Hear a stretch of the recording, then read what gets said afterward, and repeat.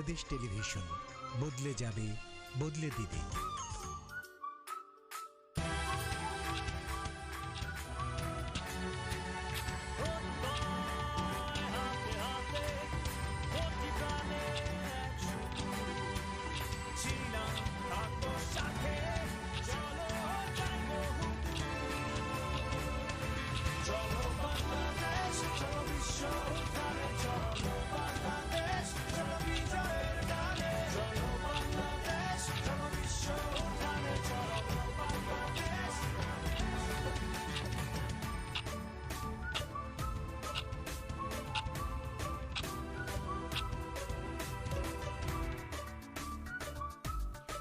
আলোচিত নানান ঘটনার বিশ্লেষণ এবং খুঁটিনাটি নানান সমস্যার সমাধান খুঁজবার আয়োজন এই সময় বাংলাদেশ টেলিভিশনের বিশেষ আয়োজন। আমি তানজিনা আপনাদের প্রত্যেককেই স্বাগত জানাচ্ছি। আমাদের আয়োজনটি সরাসরি সম্প্রচারিত হচ্ছে বাংলাদেশ টেলিভিশনের অফিসিয়াল ফেসবুক পেজে, ইউটিউব চ্যানেলে। চাইলে আপনারা অংশগ্রহণ করতে পারেন আমাদের সাথে, জানাতে পারেন আপনার যে কোনো মতামত। এছাড়া টেলিভিশনের পর্দায় দেখানো নম্বরটিতে ফোন করে আপনি কিন্তু প্রশ্ন করতে পারেন আমাদের স্টুডিও অতিথির কাছে, তিনি আপনাদের সমস্যার সমাধান নিয়ে হাজির হয়েছেন আপনার সাথে। আমাদের স্টুডিওতে আজকে অতিথি হিসেবে উপস্থিত রয়েছেন অধ্যাপক ডাক্তার নাজমুল নাহার, ক্যান্সার নির্ণয় বিশেষজ্ঞ ও বিভাগীয় প্রধান, ব্যাটসম্যান বিভাগ, Dhaka central international medical college. আপনাকে স্বাগত জানাচ্ছি আমাদের আজকের আয়োজনে। ধন্যবাদ পৃথা। আজকে এই সময় অনুষ্ঠানের সকল কলাকুশলী এবং বিটিভি কর্তৃপক্ষকে আমি আমার আন্তরিক অভিনন্দন এবং ধন্যবাদ জানাচ্ছি যে এই সময় উপযোগী একটি বিষয় নিয়ে আমাদের স্টুডিওতে আমন্ত্রণ করার জন্য। জি, আপনাকে অসংখ্য ধন্যবাদ। দর্শক, শুরুতেই যেমনটি বলছিলাম, আলোচিত নানান ঘটনার বিচার বিশ্লেষণ করবার চেষ্টা করি এবং সমাধান খুঁজবার চেষ্টা করি আমরা আমাদের এই আয়োজনে। তাই ধারাবাহিকতায় করোনা মহামারীর মধ্যে করোনা পরিস্থিতিতে বাংলাদেশ আসলে ঠিক কোন অবস্থানে রয়েছে সেটির সার্বিক পরিস্থিতি জানবার জন্য আমাদের সঙ্গে আজকে সংযুক্ত করে নেব অধ্যাপক ডাক্তার মোহাম্মদ শহীদুল্লাহ, সভাপতি কোভিড-19 জাতীয় কারিগরি পরামর্শ কমিটি ও সভাপতি Bangladesh medical and dental council. আমাদের সঙ্গে সংযুক্ত হবেন মোহাম্মদ হোসেন, উপপুলিশ commissioner, media and public relations, DNP. আমাদের সঙ্গে আরও সংযুক্ত হবেন ডাক্তার মোহাম্মদ হাবিবুর রহমান, পরিচালক, স্বাস্থ্য দপ্তর। তারা কেন সংযুক্ত হবেন সে বিষয়টি অবশ্যই আমরা আপনাদেরকে জানাবো। আমরা আশা করছি আপনারা আমাদের সঙ্গে সংযুক্ত হবেন। ডাক্তার নাজমুল নাহার, আপনার কাছে আসতে চাই। করোনা মহামারীর মধ্যে প্রত্যেকেই আমরা পরিস্থিতির মধ্যে দিয়ে যাচ্ছি, কিন্তু যারা করোনা রোগী নয় সেই বিষয়টি নিয়ে আপনার কাছে জানতে চাই। একটি পরিসংখ্যান বলছে প্রতি বছর 18 কোটি 20 হাজার টিবি রোগী মারা যায় বাংলাদেশে এবং প্রতি বছর 2 লাখেরও বেশি ক্যান্সার রোগী শনাক্ত হয়, তার মধ্যে 1 লাখ রোগী মারা যায়। সবকিছু মিলিয়ে আসলে সার্বিক পরিস্থিতি আপনার বিচার বিশ্লেষণে কেমন দেখছেন আপনি? জি, ধন্যবাদ। আসলে করোনা তো হচ্ছে আমাদের জন্য একটি অভূতপূর্ব অভিজ্ঞতা এবং করোনা মোকাবেলা হচ্ছে আসলে একটা বৈশ্বিক চ্যালেঞ্জ। বাংলাদেশের জন্য এই চ্যালেঞ্জ মোকাবেলা আরও অনেক বেশি কঠিন, এই কারণে আমরা ইনফেকশাস এবং নন ইনফেকশাস এই দুই ধরনের রোগ নিয়ে আসলে ওভার বার্ডেন আমাদের এই বাংলাদেশ। তো করোনা মোকাবেলা করা আমাদের জন্য অনেক বড় একটা চ্যালেঞ্জ। এই করোনা মোকাবেলা করতে গিয়ে অনেক ঘাত প্রতিঘাত এসেছে, অনেক সামাজিক টানাপোড়েন এসেছে, অনেক অর্থনৈতিক মন্দা এসেছে আমাদের অর্থনীতিতে। সেসব কথা তো থাকবেই, কিন্তু আমি যে কথাটা আজকে আলোকপাত করতে চাই যে করোনাকালীন সময়ে করোনা রোগীদের সেবার পাশাপাশি যারা নন করোনা রোগী তাদের স্বাস্থ্যসেবা কার্যক্রমের আজকে কি অবস্থা আমরা দেখছি, বা সাধারণ রোগীরা যারা করোনা আক্রান্ত নন তারা তাদের স্বাস্থ্যসেবা কার্যক্রম কতটুকু পাচ্ছেন, আমরা কতটুকু তাদের জন্য করতে পারছি, এই বিষয়গুলো আমি আসলে আজকে আলোকপাত করতে চাই। অবশ্যই আপনার কাছ থেকে আসলে এই বিষয়টি আমরা বিস্তারিত জানবো, কিন্তু এই মুহূর্তে যে বিষয়টি নিয়ে কথা বলতে চাই, বিয়ে সহ নানা সামাজিক অনুষ্ঠান, পিকনিক, দল বেঁধে ভ্রমণ, সভা সমাবেশ বা যে কোনো ধরনের জনসমাগমের লাঠি টানতে যাচ্ছে সরকার। এছাড়া বারবার বলার পরেও করোনা ভাইরাস মহামারীর মধ্যে যারা মাস্ক করছে না, ভ্রাম্যমাণ আদালতের মাধ্যমে তাদের কঠিন সাজা দেওয়া হবে। আজকে আমরা দেখেছি ভ্রাম্যমাণ আদালতের এই ধরনের কার্যক্রম।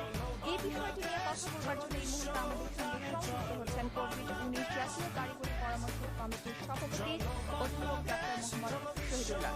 স্যার, আমি শুনতে পাচ্ছেন, আপনাকে স্বাগত জানাচ্ছি আমাদের আজকের আয়োজনে। স্যার, যেমনটি বলছিলাম যে অনুষ্ঠান এবং জমায়েত সহ নানান বিষয় বিষয়ে বেশ কিছু নিষেধাজ্ঞা আসতে যাচ্ছে। করোনা মহামারীর মধ্যে প্রথম ঢেউ কিংবা ইউরোপ, আমেরিকা দ্বিতীয় ঢেউ শুরু হয়ে গেছে। সবকিছু মিলিয়ে যদি বাংলাদেশের সার্বিক পরিস্থিতি এবং যে নিষেধাজ্ঞাগুলো আসতে যাচ্ছে এই বিষয়টি যদি আপনার কাছে বিস্তারিতভাবে আমরা জানতে চাই। ধন্যবাদ আপনাকে। এটা অত্যন্ত একটা গুরুত্বপূর্ণ বিষয় যে যখন আমি বৈশ্বিক মহামারী সেই হিসেবে যখন আমি দেখছি যে আমেরিকা, ইউরোপে কি ভয়াবহ অবস্থা, সেই সময় বাংলাদেশ আমরা আজকে এই আপনারা সুন্দরভাবে বলছেন যে এটা কি আসলে দ্বিতীয় ঢেউ শুরু হচ্ছে নাকি আসলে প্রথম ঢেউয়ের যে নিম্নমুখী ধারাটা ছিল সেখান থেকে আমরা ইউটার্ন করে আবার ঊর্ধ্বমুখী ধারায় যাচ্ছি। যে নামেই যাচ্ছি আমরা লক্ষ্য করলাম যে আমাদের সংখ্যা বেড়ে যাচ্ছে। এখন দেখা যাচ্ছে পিকনিক মোডে আছে। শীতকাল তো এরকম বিয়ে শাদী, তারপরে এই যে কক্সবাজারে যাওয়া, দোকানপাটে ঘোরাফেরা করা, এই জায়গাটাই যদি আমি স্বাস্থ্যবিধি আমার এগুলো বন্ধ করা, কিন্তু স্বাস্থ্যবিধি না যদি মানে তাহলে তো আমাদের সেই জন্যই দুটো জিনিস আমরা পরামর্শ থেকে পেয়েছি। একটি হলো যাতে স্বাস্থ্যবিধি মেনে চলে। এই মোটিভেশন প্রোগ্রামের পাশাপাশি এও বলেছি যে সাথে আরেকটি লাগবে, সেটি হলো আইনি ব্যবস্থা। মোটিভেশন তো আমরা করবোই, তাতে অনেকে মোটিভেটেড হবে, কিন্তু কিছু লোক আছে এই মোটিভেশনে কাজ হচ্ছে না, তারা অপরকে সংক্রমিত করার জন্য ঝুঁকি নিচ্ছে নিজেরা মাস্ক না পরে, ফিজিক্যাল ডিস্টেন্সিং না মেনটেন করে। সেখানে যে আইনি ব্যবস্থার কথা আপনি বললেন, আমি মনে করি এটা খুবই প্রয়োজনীয়। বিশ্বের অনেক দেশে এই আইনি ব্যবস্থা নিয়ে কিন্তু তারা সফল হয়েছে। আমরা মনে করি যারা এত কিছু করে মানবে না তাদেরকে আইদার যে কোনো ধরনের একটা আর্থিক জরিমানা অথবা আটকে রাখা কিছু একটা যদি আমরা করতে পারি, তাহলে যে লোকগুলো সবাই না, আমি সবাইকে দোষ দিচ্ছি না, অনেকেই মানছে না, অনেকে মানছে না। যদি আপনাকে আমি সংযুক্ত করতে চাই, আমরা দেখেছি যে দেশের অভিজাত যে এলাকাগুলো রয়েছে সেখানে কিন্তু আসলে বিধিনিষেধের কড়াকড়ি রয়েছে এবং সেখানে যারা বসবাস করছেন বা যাচ্ছেন তারাও কিন্তু স্বাস্থ্যবিধি অনেকটাই মেনে চলছেন। কিন্তু যদি আবার ঠিক উল্টো চিত্রটা আমরা দেখি যে শিথিলতা দেখছি আমরা যারা সাধারণ জনগণ রয়েছে তাদের মধ্যে, এবং তাদের মধ্যে একটা দ্বিতীয় কাজ করছে না বা সচেতনতার জায়গাটারও অনেক অভাব। এই বিষয়টিকে স্যার আপনি কিভাবে বিশ্লেষণ করবেন? আপনার পর্যবেক্ষণ খুব সুন্দর। একই যে বাংলাদেশে আমরা দেখি কেউ তো মানছে, আবার কেউ তো মানছে না। এই যে যারা মানছে না এটা কিন্তু অন্যান্য দেশেও তাই। যেমন জার্মানির মধ্যে যেখানে অ্যান্টি মাস্ক, তারা তাদের কথা ঠিকাতে যারা মানছে না তাদের ব্যাপারে আমাদেরকে প্রথমে উদ্বুদ্ধকরণ এবং ওই যে আমরা ঢাকায় যে ডিস্ট্রিক্ট কমিশনার যে গরিব আসার সাথে আবার মাস্ক দেওয়া, আমরা জাতীয় পরামর্শ কমিটি থেকে বলেছি মাস্কটা যদি কাপড়ের মাস্ক হয় তাহলে বাংলাদেশ করতে পারবে, এটা হলো খুব খুশি, সেটা খুবই প্রয়োজন, তা নাহলে কিছু লোক মানে।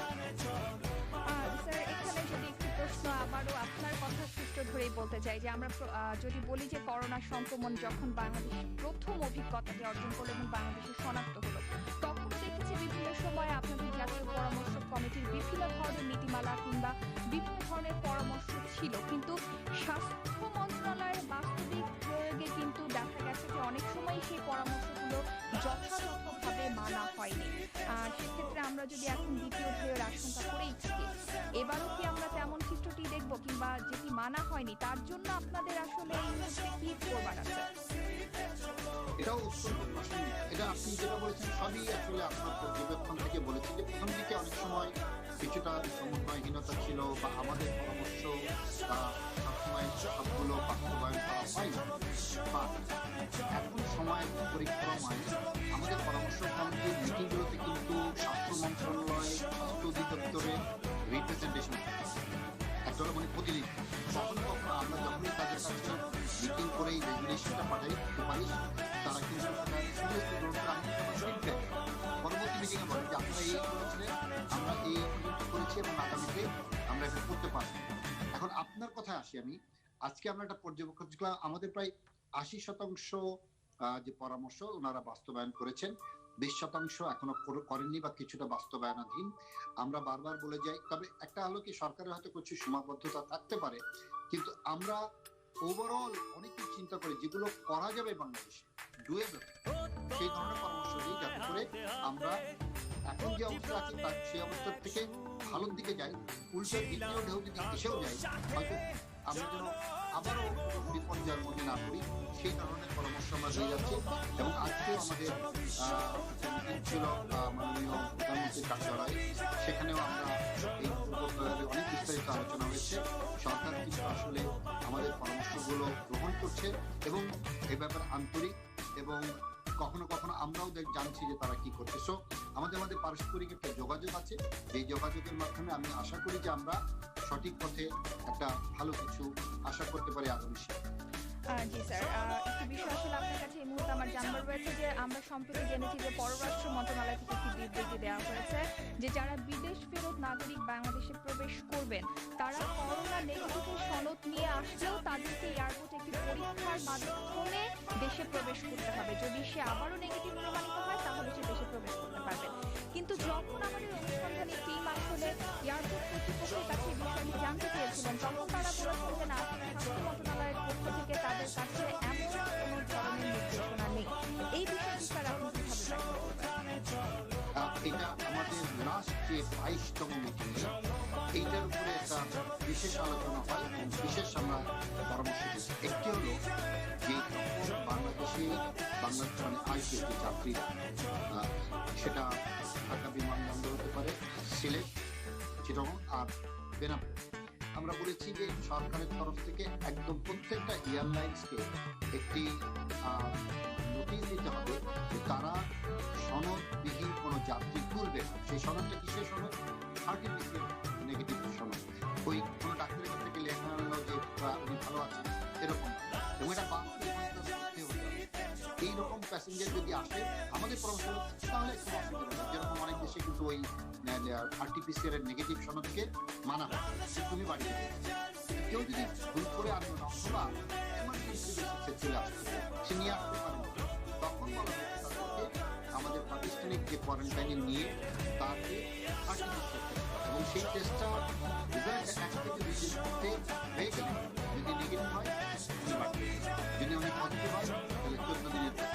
এবং এই ব্যাপারটা করে আমরা কিন্তু ওই সরকারের উপরে যে লোড রাখা বা কিছু যাত্রী অবসাদগ্রস্ত থাকতে পারে, বলতে পারে আমি এত কষ্ট করে দেশে এসে বাবা মার কাছে যেতে পারছি না, পরিবার সন্তানের কাছে যেতে পারছি না, এইটার যেটাকে বলা হয় প্র্যাকটিক্যাল সলিউশন আমরা পরামর্শ করছি। মানে যারা আসলে আরটিপিসিআর এর যে সনদটি সেটি নিয়ে যদি দেশে প্রবেশ করেন তাদেরকে আসলে কোয়ারেন্টাইনটাও মানে মেনে চলতে হবে না? না, কারণ আপনি আমার কথাটা খেয়াল করতে হবে।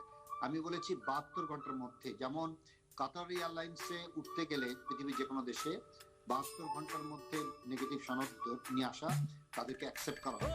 আমরা বলেছি এই 72 ঘন্টার মধ্যে যিনি আসতে পারবেন তাকে বাসায় আমরা পাঠিয়ে দিতে পারি।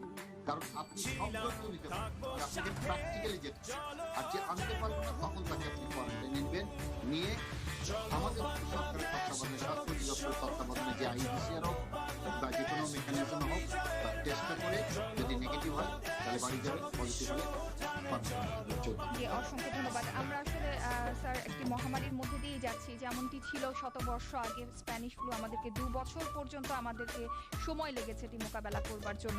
আসলে করোনাকেও আমাদের কতদিন মোকাবেলা করতে হবে এই বিষয়টি সময়ই বলে দেবে।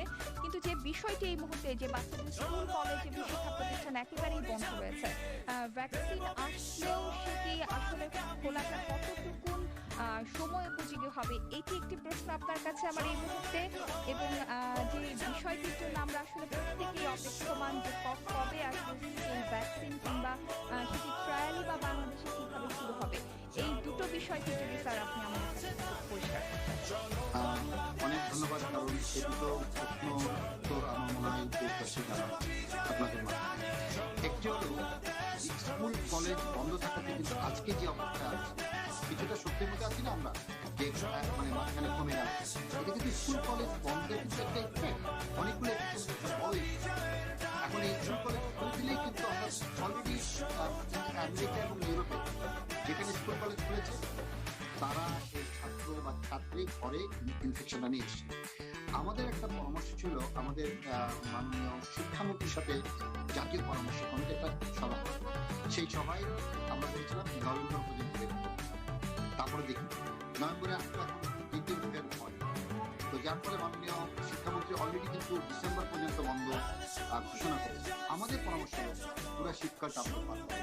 আসলে জীবনটা, তারপরে জীবিকাটার একরকম শিক্ষা তো তাও একেবারে যে আমাদের বন্ধ আছে তা নয়, আঞ্চলিক শিক্ষাও কিন্তু শিক্ষা দিচ্ছে, আমরা টোটালি বন্ধ। সেই অবস্থায় আমি ওই বাচ্চাদেরকে সংক্রমিত করা, তারপরে ঘরে ফিরে তাদের বাবা মা মুরব্বীদের সংক্রমিত করা, এটা ডেঞ্জারাস হবে বলে মনে করি। আমি মনে করি শীতকালটা পার হওয়ার পরে তখন আবার সব রকম পর্যবেক্ষণ করতে হবে। এখন পজিটিভিটি বা ইনফেকশন রেট কি, ভ্যাকসিন আমরা পেয়ে গেলাম কিনা, আমরা কত % লোককে ভ্যাকসিন দিতে পেরেছি, তখন কিন্তু অবশ্যই। আর দ্বিতীয় যেটা বললেন আপনার লাস্ট যেটা ভ্যাকসিন রিলেটেড, একটা জিনিস আমি বলবো সরকার এখানে যথেষ্ট মুন্সিয়ানা দেখিয়েছে, সেটি হলো যে অক্সফোর্ডের যে ভ্যাকসিনটা অ্যাস্ট্রাজেনিকা বিপণন করছে তারই একটা ধারাবাহিকতায় সেরাম ইনস্টিটিউট অফ ইন্ডিয়া এই ভ্যাকসিনগুলো তৈরি করছে। বাংলাদেশের সঙ্গে চুক্তি হয়েছে 3 কোটি ডোজ দেবে। এক একজন ব্যক্তি 2টো করে ডোজ পেলে তাহলে 1.5 কোটি লোক পাবে। এটা একটা সুখবর এবং এটা আমরা প্রথম দিকেই পাবো। কিন্তু আমার বাকি জনগোষ্ঠীর জন্য এখন সরকার বিভিন্ন জায়গা থেকে অলরেডি লেয়াজো শুরু করেছে। আরেকটা কথা মনে রাখবেন, 17 কোটি মানুষের মধ্যে আমার 80% যদি দেওয়া হয় তাহলে বলা হয় হার্ড ইমিউনিটি, তাতে প্রায় 13-14 কোটি ভ্যাকসিন তো পৃথিবীর কোন দেশে পাবে। ইভেন যে ফাইজার বা মডার্না আমেরিকার তারাও কিন্তু একবারে ধাপে ধাপে। আমরা যদি প্রথম ধাপে 3 কোটি পেয়ে যাই, তারপরে আবার আমরা পেতে পারি। এই ব্যাপারটা আমরা অবশ্যই পরামর্শ দিয়েছি সরকারকে, যাতে কখনোই যেন ব্যত্যয় না হবে সাপ্লাই চেন ভ্যাকসিনের, এবং সরকার এই ব্যাপারে খুব সিনসিয়ার এবং সচেতন। সেক্ষেত্রে স্যার আসলে প্রাধান্য পাবেন কারা, একটি প্রশ্ন কিন্তু আসলে থেকেই যায়। খুব সংক্ষেপে যদি আপনি বলতেন যে এই যে ভ্যাকসিনটা যখন দেশে আসবে 1.5 কোটি মানুষকে দেওয়া সম্ভব হবে একসাথে, প্রাধান্য কারা পাচ্ছে? এক্সিলেন্ট প্রশ্ন, কারণ সবাইকে তো আমার দেওয়া যাবে না, তাহলে আমাকে প্রাধিকার প্রাপ্ত হিসাবে একটা লিস্ট তৈরি করতে হবে। এখানে আরেকটা ভালো খবর, স্বাস্থ্য অধিদপ্তরের যে টিকা যে দান কর্মসূচি, একটা ভ্যাকসিন ডিপ্লয়মেন্ট প্ল্যান করেছে, খুবই বড়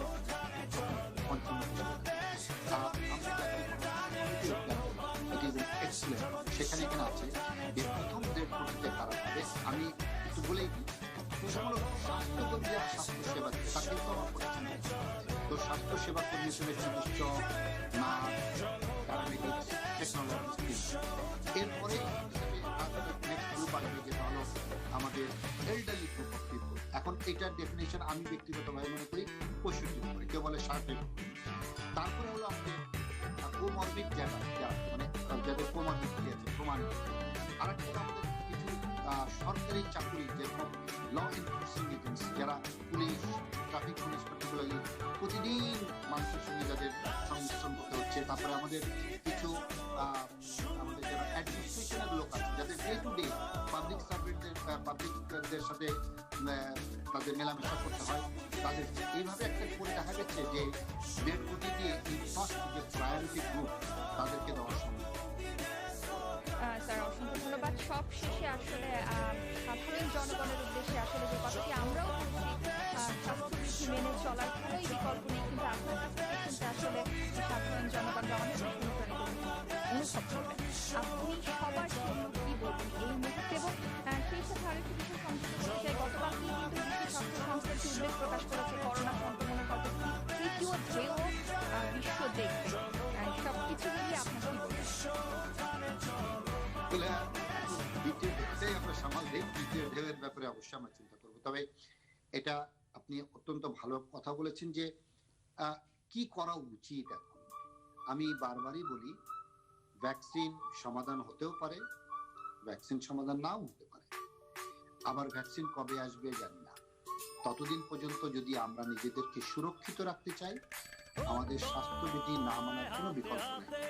আমি অনুরোধ করবো যারা মানছেন তাদেরকে আমি শ্রদ্ধা জানাই, সালাম জানাই, আমার সম্মান জানাই। কিন্তু যারা মানছেন তাদেরকে আমি অনুরোধ করবো, আপনি নিজে যেমন চিকিৎসা হচ্ছেন, আপনি কিন্তু অপরকে ঠেকে করবেন, এটা কিন্তু আপনার অধিকার নয়। আপনি আরেকজন ইভেন আপনার নিজের পিতা মাতা, সন্তান অথবা বন্ধু বান্ধব অথবা আপনার জনগণকে আপনি কেন সংক্রমিত করবেন আপনার এই অবিবেচিত একটা ব্যবহারের দ্বারা? সো প্লিজ বাসার থেকে বেরোনোর সময় মাস্কটি ঠিক মতো পরুন। মাস্কের সাথে নিলে হবে না, মাস্কটা নিয়ে পকেটে রাখবেন না, থুতনির তলা রাখবেন না, নাক এবং মুখটা থেকে মাস্ক পরুন। 2 নম্বর সোশ্যাল ডিস্টেন্সটা মেনটেন করুন। 3 হচ্ছে আপনি ঘন ঘন হাত ধুন এবং হাতটা 20 সেকেন্ড ধরে দেবেন। আর আপনাকে মনে রাখতে হবে, আপনি যেমন বাঁচলে অন্যজন বাঁচবে, অন্যজন বাঁচলে আপনি বাঁচবেন।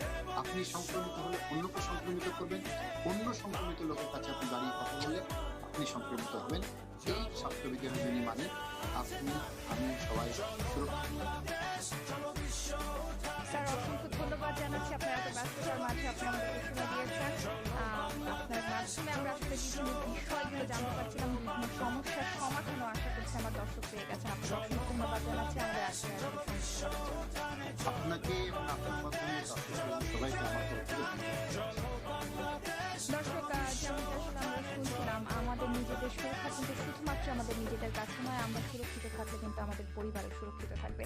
আবার একটু স্টুডিও অতিথির কাছে ফিরতে চাই। অধ্যাপক ডাক্তার নাজনীন নাহার, যে বিষয়টি আপনার কাছে জিজ্ঞেস করছিলাম যে করোনা ভাইরাসের মধ্যে তো করোনা নিয়েই আমরা অনেক বেশি আতঙ্কিত, কিন্তু সেই সাথে যারা করোনা ছাড়া বিভিন্ন সমস্যায় ভুগছেন, বিশেষ করে কিডনি জটিলতায় ভুগছেন কিংবা ক্যান্সারের রোগী, তাদের একটি কেমোর ব্যাপার থাকে।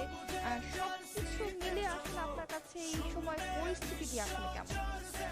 আসলে এখনকার যে পরিস্থিতি, যে করোনা নিয়ে আমরা এত টেনশন হয়ে যাচ্ছি যে সাধারণ রোগীদের আমরা আসলে আমাদের অনেক সময় আমরা নেগলিজেন্সি শিকার হচ্ছেন হয়তো বা অনেক ক্ষেত্রে অনেক রোগী। আমি করোনার একদম শুরুর দিকের সিচুয়েশনটা একটু বলি। যখন করোনা শুরু হলো, প্রথম লকডাউন শুরু হলো, অনেক বিশেষজ্ঞ ডাক্তারই আসলে রোগী দেখেননি। আসলে এখানে তাদেরকে দোষীও করা যাবে না, আমরা হয়তো বা পর্যাপ্ত নিরাপত্তা ব্যবস্থা তাদের জন্য সুনিশ্চিত করতে পারিনি।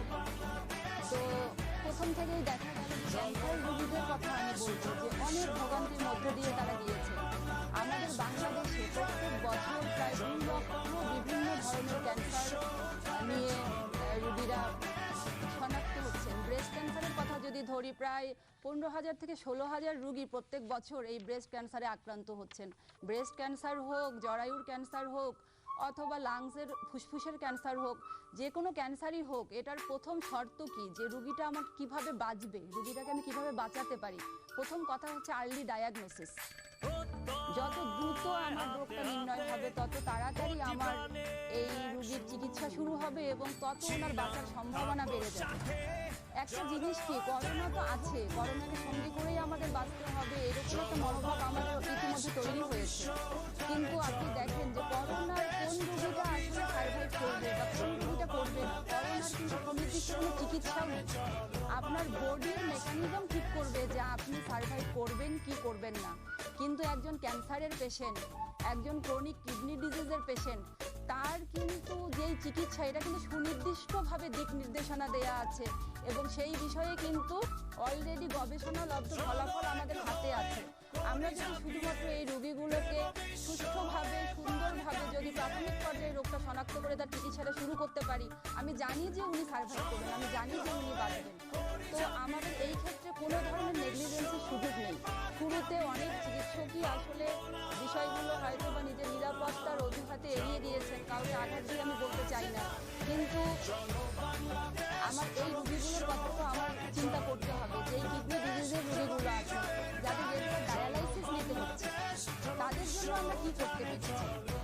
তারা যদি কোভিড আক্রান্ত, কাছে যদি জানতে চাই যে আসলে যারা এই ধরনের রোগে আক্রান্ত হচ্ছে এই সময়টাতে, অনেকে আমরা রিকভার করে তাদের আসলে মুহূর্তের অবস্থা সেটি যদি আপনি এখন দেখেন যে ক্যান্সার বলেন বা কিডনি ডিজিজ বলেন, লিভার ডিজিজ বলেন, যে কোনো ডিজিজই বলেন না কেন, যত আপনি এক্সপোজারটা আপনার কমাতে হবে যে আমি কোভিড আক্রান্ত রোগীর সংস্পর্শে যেন না আসি। আবার এমনও হতে পারে একজন ক্যান্সার আক্রান্ত রোগী অথবা কিডনির রোগী, তিনি হয়তো কোভিড আক্রান্ত হয়েছেন।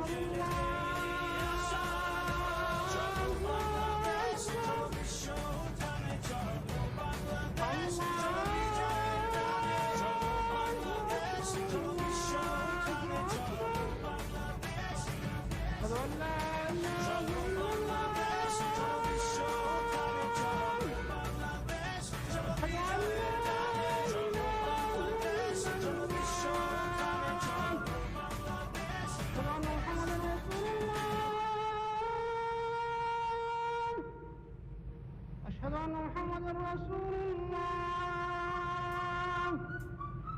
حي على الصلاة حي على الصلاة حي على الفلاح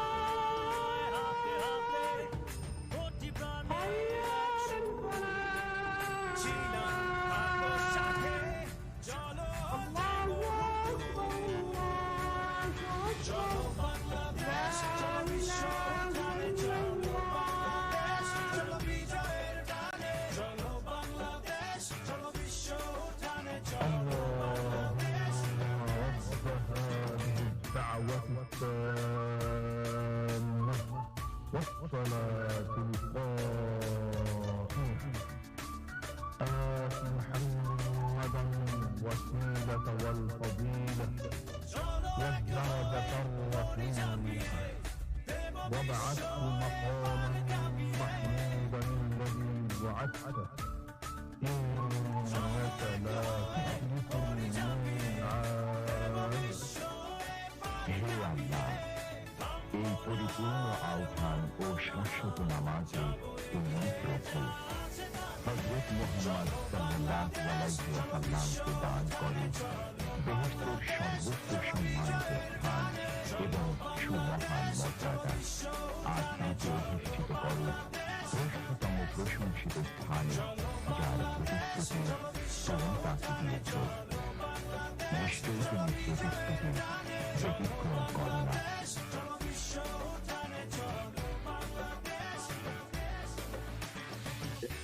এটা প্রয়োজন হয়ে থাকে। তবে আপনি দেখেন যে ঢাকা মহানগর পুলিশে আমরা বর্তমান কমিশনার মহোদয় পর থেকে আমাদের মাননীয় প্রধানমন্ত্রীর নির্দেশিত যে প্রধান যে মূল ছিল ইস্তেহারে, নির্বাচনী ইস্তেহারের মূল একটা বিষয় ছিল যে মাদকের বিরুদ্ধে জিহাদ ঘোষণা করতে হবে, দেশ থেকে মাদক নির্মূল করতে হবে। তো সেই লক্ষ্যে কিন্তু বর্তমান আইজিপি মহোদয় এবং বর্তমান যে কমিশনার মহোদয় আছেন, আমরা এখানে আসার পরে এই বিষয়গুলো উপরে সর্বোচ্চ অগ্রাধিকার দিয়েছেন মাদকের বিরুদ্ধে যে অভিযান। তো মাদকের বিরুদ্ধে অভিযান করতে গিয়ে আমরা যথেষ্ট ফলাফল সাফল্য অর্জন করেছি। প্রচুর পরিমাণ মাদক আমরা উদ্ধার করছি এবং অনেক আমরা আসামি গ্রেপ্তার করতে সক্ষম হচ্ছি।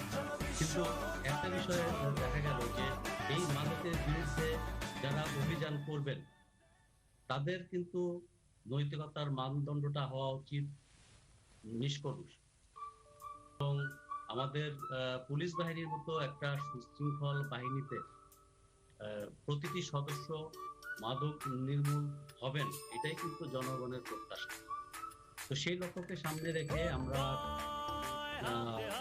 প্রায় বর্তমান কমিশনার মহোদয়ের নির্দেশে মাস 2 আগের থেকে আমরা ব্যাপকভাবে পুলিশ বাহিনীর সদস্যদের মধ্যে মাদকের ড্রাগ টেস্ট করা শুরু করি। এটা মূলত সদস্য যারা আছেন তাদেরকে র্যান্ডমভাবে আমরা যাদেরকে সন্দেহজনক হয় তাদেরকে আমরা বাছাই করি, বাছাই করে ড্রাগ টেস্ট করাই এবং ড্রাগ টেস্টের ফলাফলের ভিত্তিতে তাদের বিরুদ্ধে বিভাগীয় মামলা গ্রহণ করা হয়। তো বিভাগীয় মামলায় যাদের বিরুদ্ধে এই ড্রাগ টেস্টের ফলাফল পজিটিভ প্রমাণিত হয়, নিশ্চিন্তভাবে প্রমাণিত হয়, নিঃসন্দেহভাবে প্রমাণিত হয়, তাদেরকে ইতিমধ্যে তাদের মধ্যে 10 জনকে চাকরিচ্যুত করা হয় এবং মোট যে 68 জন আমাদের পুলিশ সদস্য ডিএমপি যার পজিটিভ প্রমাণিত হয়েছেন, এই বাকি যারা আছেন তাদের ক্ষেত্রেও বিভাগীয় মামলা চলমান আছে এবং তাদের বিষয়ে আমরা প্রয়োজনীয় ব্যবস্থা। তো এই গেল বিষয় যে মূলত আমরা যেটা পেয়েছি যে পুলিশ বাহিনীর মধ্যে একটা শৃঙ্খল বাহিনী, এটা মাদক মুক্ত। আমি নিজে যদি মাদক মুক্ত রাজনৈতিকভাবে আমি অন্যদেরকে বলবো যে আপনি মাদক মুক্ত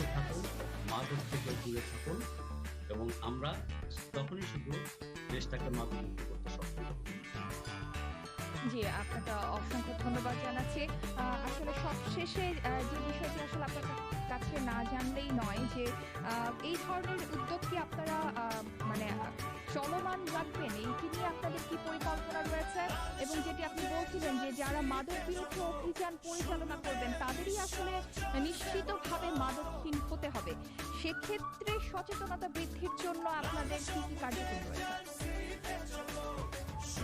এটা সচেতনতা বৃদ্ধি মূলত পুলিশ বাহিনীর মধ্যে আপনি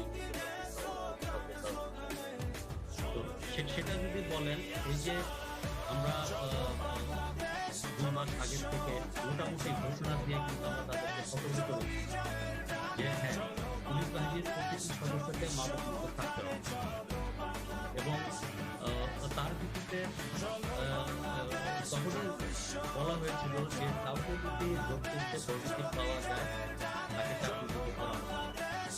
এতটা সতর্কতা দেওয়ার পরেও যদি কেউ মাদক মুক্ত না হয়ে থাকেন, মাদক সেবন অব্যাহত রাখেন, তবে তার চাকরিচ্যুতি আমার মনে হয় যে তার জন্য প্রাপ্য এবং সেই ব্যবস্থাটাই গ্রহণ করা হচ্ছে। তো এটার মাধ্যমে আমরা মনে করি যে শুধু বাংলাদেশ পুলিশ না, বাংলাদেশ যারা অন্যান্য সরকারি প্রতিষ্ঠানে কাজ করেন, শুধু মাদক না, অন্যান্য গুরুত্বপূর্ণ এবং বিশেষ করে আইন শৃঙ্খলা রক্ষা করার অন্যান্য যারা বাহিনী আছেন তাদের ক্ষেত্রেও আমি মনে করি যে এই বিষয়টা গুরুত্ব দিয়ে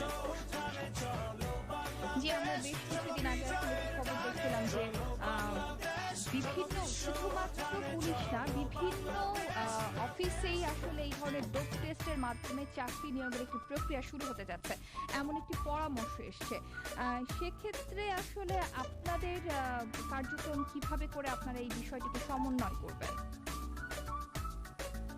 হ্যাঁ, এটা আসলে বেশ কিছুদিন আগে থেকেই এটা প্রচলিত আছে। বিশেষ করে পুলিশের চাকরিতে ঢোকার ক্ষেত্রে কনস্টেবল, সাব ইন্সপেক্টর, সার্জেন্ট এইসব পদগুলোতে যখন লিখিত পরীক্ষা, ভাইভা পরীক্ষার পরে এবং চূড়ান্ত নিয়োগের পূর্বে যে মেডিকেল টেস্টটা করা হয়, সেখানে কিন্তু ডোপ টেস্ট করাটা বাধ্যতামূলক এবং সেখানে শুধু ডোপ টেস্ট পজিটিভ হওয়ার কারণেই কিন্তু অনেকেই পুলিশের চাকরি লিখিত ভাইভাতে পাস করার পরেও চূড়ান্তভাবে তো এই যে আমরা রিক্রুটমেন্ট পর্যায়ে যে এই ব্যবস্থাটা কিন্তু আমরা বেশ কিছুদিন আগে জানতাম। তো রিক্রুটমেন্টের পরে পরবর্তীতে চাকরিতে জয়েন করার পরে যখন তার উপর আরো বড় দায়িত্ব বর্তায়, তার উপর জনগণের প্রত্যাশাটাও যখন অনেকটা বেশি থাকে, ওই অবস্থায় যদি কেউ আবার মাদক সেবনে অভ্যস্ত হয়ে পড়েন বা মাদক সেবন করেন, সেটা আসলে এটা খুবই একটা গর্বিত কাজ হয় এবং এই ব্যাপারগুলো যাতে না ঘটে এই জন্য আমাদের পুলিশের যে বর্তমান প্রশাসন আছেন তারা এই বিষয়ে কড়া পদক্ষেপ নিয়েছেন যে শুধু চাকরিতে রিক্রুটমেন্টের পূর্বেই না, চাকরি করাকালীন সময়ে বিভিন্ন সময়ে যাতে কোনো অবস্থাতেই মাদক আসক্ত হয়ে না উঠতে পারেন সেটা আসলে সার্বক্ষণিক একটি পর্যবেক্ষণের মধ্যে আপনারা আসলে রাখবেন। আপনাকে অসংখ্য ধন্যবাদ জানাচ্ছি মোহাম্মদ আলী সংযুক্ত হয়ে এই বিষয়গুলো নিয়ে বিস্তারিত কথা বলার জন্য। আবার একটি তৃতীয় অতিথির কাছে ফিরতে চাই, অধ্যাপক ডাক্তার নাজিম নাহার। যে বিষয়টি বলছিলেন আপনি যে এই করোনা মহামারীর মধ্যে যারা দীর্ঘদিন ধরে ক্যান্সার কিংবা কিডনি জটিলতা ভুগছেন তাদের একটু ভোগান্তির চিত্র আপনি তুলে ধরছিলেন, সেই বিষয়টি যদি আমরা আমি জাস্ট ছোট্ট করে বলি যে গত অক্টোবর মাস ছিল ব্রেস্ট ক্যান্সার সচেতনতা মাস। আপনারা দেখবেন যে কোনো রোগের ক্ষেত্রে কিন্তু একটি দিনকে নির্দিষ্ট করা হয় যে বিশ্ব ডায়াবেটিক দিবস, বিশ্ব হাইপারটেনশন দিবস, কিন্তু ব্রেস্ট ক্যান্সারের জন্য একটা মাসকে নির্ধারণ করা হয়েছে। কেন? পুরো অক্টোবর মাস ব্যাপী আমাদের সচেতনতা সৃষ্টির লক্ষ্যে কাজ করার একটা তাগিদ ছিল, কিন্তু এই বছর কিন্তু আসলে করোনার প্রকোপের ফলে আমরা আমাদের মূল লক্ষ্য থেকে অনেকটা হয়তো ছিটকে গিয়েছি, হয়তো সচেতনভাবে না অচেতনভাবেই করেছি আমরা কাজটা, কিন্তু এটা মাথায় রাখা উচিত যে ব্রেস্ট ক্যান্সার হচ্ছে এমন একটা ক্যান্সার যেটা থেকে মৃত্যুর আশঙ্কা খুবই কম যদি এটা প্রাথমিক পর্যায়ে যদি নির্ণয় করা যায়। যে কোনো ক্যান্সারের ক্ষেত্রে এটা সত্যি, কিন্তু ব্রেস্ট ক্যান্সারের ক্ষেত্রে এটা আরও বেশি সত্যি। ব্রেস্ট ক্যান্সার থেকে মৃত্যুর আশঙ্কা এখন বলতে গেলেই 0% উন্নত বিশ্বে। কিন্তু আমাদের দেশে একটা পরিসংখ্যান বলি যে আমাদের দেশে যত সংখ্যক নারী ব্রেস্ট ক্যান্সারে আক্রান্ত হচ্ছেন প্রত্যেক বছর তার অর্ধেকই মারা যাচ্ছেন। কেন? সেটা হচ্ছে শুধুমাত্র প্রাথমিক পর্যায়ে রোগ নির্ণয় করা যাচ্ছে না, আমাদের মধ্যে কুসংস্কার আছে, আমাদের মধ্যে ভ্রান্ত ধারণা আছে, কোথায় গেলে আমি সার্ভিসটা পাবো সেই সম্পর্কে আমাদের ধারণা নেই, অবাধ তথ্য প্রবাহ আমরা নিশ্চিত করতে পারছি না রোগীদের কাছে, আমাদের বাজেটের স্বল্পতা আছে, আমাদের চিকিৎসা সংক্রান্ত যেই সকল ডিভাইসের দরকার, ডায়াগনোসিসের জন্য যেই সকল ফ্যাসিলিটিস দরকার, সব ক্ষেত্রেই আমাদের সীমাবদ্ধতা আছে। কিন্তু সব কথার উপরে যেটা প্রথম কথা আমাদের চিন্তা করতে হবে, তথ্য প্রবাহটা যদি আমরা আপনাদের মাধ্যমে জনগণের মাধ্যমে যদি আমরা প্রতিটা চিত্র এবং এর ভয়াবহ দিক সম্পর্কে যদি আমরা আলোকপাত করতে পারি, যাতে করে প্রাথমিক লক্ষণগুলো ক্যান্সারের যদি মানুষ বুঝতে পারে এবং তারা যদি দ্রুত চিকিৎসকের শরণাপন্ন হয়, তাহলে কিন্তু এই ধরনের মৃত্যু যে হচ্ছে, আমাদের যে সামাজিক যেই আমাদের অর্থনৈতিক যেই ক্ষতিটা হচ্ছে আমাদের এই ক্যান্সার ট্রিটমেন্টের পেছনে, যে অর্থনৈতিক বার্ডেনটা হচ্ছে, আমরা কিন্তু এটা থেকে বের হয়ে আসতে পারি। এবং সচেতনতার মাধ্যমে কিন্তু আমরা এই যে ক্যান্সার কিংবা কিডনির বিভিন্ন ধরনের জটিলতা, এই ধরনের জটিলতা কিন্তু অনেকাংশে কমিয়ে আনা সম্ভব। সেক্ষেত্রে আপনার পরামর্শ কি হতে পারে যে আমরা তো দেখছি বিভিন্ন সময় গণমাধ্যমে বিভিন্ন ধরনের প্রতিবেদন কিংবা সচেতনতা বৃদ্ধি আর কার্যক্রমগুলো যেগুলো টুকটাক কিন্তু হচ্ছে, একেবারে যে হচ্ছে না, অনেক হচ্ছে এবং মাননীয় প্রধানমন্ত্রী জননেত্রী শেখ হাসিনা যথেষ্ট আন্তরিক। আমাদের জানেন আপনারা একটা ন্যাশনাল ক্যান্সার কন্ট্রোল স্ট্র্যাটেজিও আমাদের আছে এবং এই ব্যাপারে সরকারের সর্বোচ্চ আন্তরিকতা আছে। কিন্তু শুধুমাত্র সরকারের আন্তরিকতা দিয়ে কিন্তু হবে না, এখানে সরকারের সাথে বেসরকারি সংস্থা যারা আছেন, যারা প্রাইভেট সেক্টরে কাজ করছেন, চিকিৎসা সেবার সাথে যারা আছেন, আপনারা যারা গণমাধ্যম কর্মী আছেন, প্রধানমন্ত্রী শেখ হাসিনার কথা কি যে এটা ডিজিটাল বাংলাদেশ তৈরি করবে, তো ডিজিটাল বাংলাদেশ তৈরির প্রথম শর্ত কি? অবাধ তথ্য প্রবাহ। এটা হচ্ছে আমার তথ্য প্রবাহটা সুনিশ্চিত করতে হবে, বারবার বিজ্ঞাপনের মাধ্যমে হোক, পেপার পত্রিকার মাধ্যমে হোক, যার কথা মানুষ শোনে, মসজিদে হোক, বিভিন্ন ভলান্টারি অর্গানাইজেশনের মাধ্যমে হোক, শিক্ষা প্রতিষ্ঠানের মাধ্যমে হোক, আমাদেরকে এই সচেতনতা কার্যক্রমটা চালিয়ে যেতে হবে। আপনি যেহেতু ক্যান্সার নির্ণয় বিশেষজ্ঞ হিসেবেই আপনার মতামত আমি জানতে আসবো, কিন্তু এই মুহূর্তে আবারও একটু ভিন্ন দিকে নয়, আসলে বাংলাদেশে প্রথমবারের মতো চালু হলো কমিউনিটি ক্লিনিকের মাধ্যমে হেলথ আউটকাম পরিমাপ ও ইন্ডিভিজুয়াল হেলথ আইডি কার্ড। এই কার্ডে একজন নাগরিকের চিকিৎসা সংক্রান্ত যাবতীয় তথ্য সংযুক্ত থাকবে। একজন সাধারণ নাগরিক কি কি সুবিধা পাবেন এই বিষয়টি জানাবার জন্য আমাদের সঙ্গে এই মুহূর্তে সংযুক্ত হচ্ছেন স্বাস্থ্য অধিদপ্তরের পরিচালক ডাক্তার মোহাম্মদ হাবিবুর রহমান। ডাক্তার মোহাম্মদ হাবিবুর রহমান, আপনি শুনতে পাচ্ছেন? জি, আমি আপনাকে শুনতে পাচ্ছি। জি, আপনাকে অসংখ্য ধন্যবাদ জানাচ্ছি আমাদের এই সময়ের আয়োজনে আজকে সংযুক্ত হবার জন্য। যে বিষয়টি আসলে বলছিলাম যে দেশে প্রথমবারের মতো চালু হচ্ছে হেলথ কার্ড, এই বিষয়টি কি? হেলথ কার্ড বিষয়টি কি? এটি সাধারণ জনগণ কিভাবে সংগ্রহ করতে পারবেন, এটি আপনার কাছে বিস্তারিত জানতে চাই। আপনাকে অসংখ্য ধন্যবাদ। আপনি জানেন যে গতকাল আমরা আমাদের মাননীয় স্বাস্থ্যমন্ত্রী মহোদয়ের নেতৃত্বে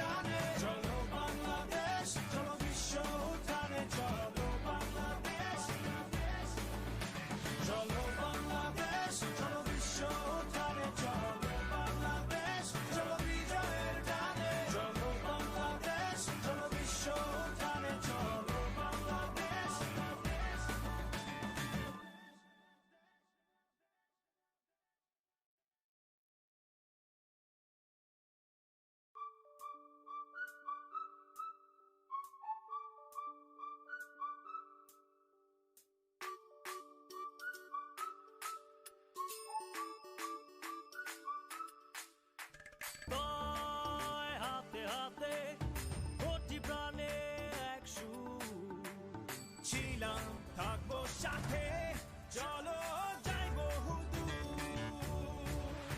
চলো বাংলাদেশ চলো বিশ্ব উঠানে চলো বাংলাদেশ চলো বিজয়ের গানে চলো বাংলাদেশ চলো বিশ্ব উঠানে চলো বাংলাদেশ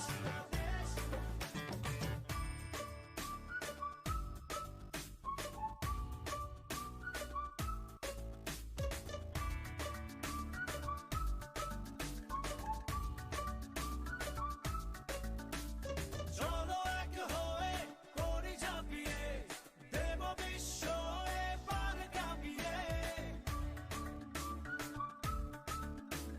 চলো এক হয়ে করি ঝাঁপিয়ে দেব বিশ্ব এবার কাঁপিয়ে থামবো না আর মানবো না হার যাবো এগিয়ে যা আছে দাঁড়িয়ে চলো বাংলাদেশ চলো বিশ্ব উঠানে চলো বাংলাদেশ চলো বিজয়ের গানে চলো বাংলাদেশ চলো বিশ্ব এই কমিউনিটি ক্লিনিকের যে ক্যাচমেন্ট এরিয়া আছে এই 247টি কমিউনিটি ক্লিনিকের ক্যাচমেন্ট এরিয়া প্রায় 12 লক্ষ মানুষকে আমরা এই হেলথ কার্ড আইডি দেওয়ার জন্য প্রথমে তাদের তথ্য সংগ্রহ করি তাদের পারিবারিক তথ্য বাড়ি বাড়ি গিয়ে সার্বিক তথ্য সংগ্রহ করে সেই তথ্যগুলো সেন্ড করা হয় আমাদের MIS এর সেন্ট্রাল সার্ভারে যেটা শেয়ার্ড গ্যারেন্টি রেকর্ড সেখানে আসলে পরে সেখান থেকে একটা আইডি অলরেডি জেনারেট হয়ে যায় এখন আপনি জেনে খুশি হবে যে আমরা যে সকল জায়গায় যে সকল প্রতিষ্ঠানে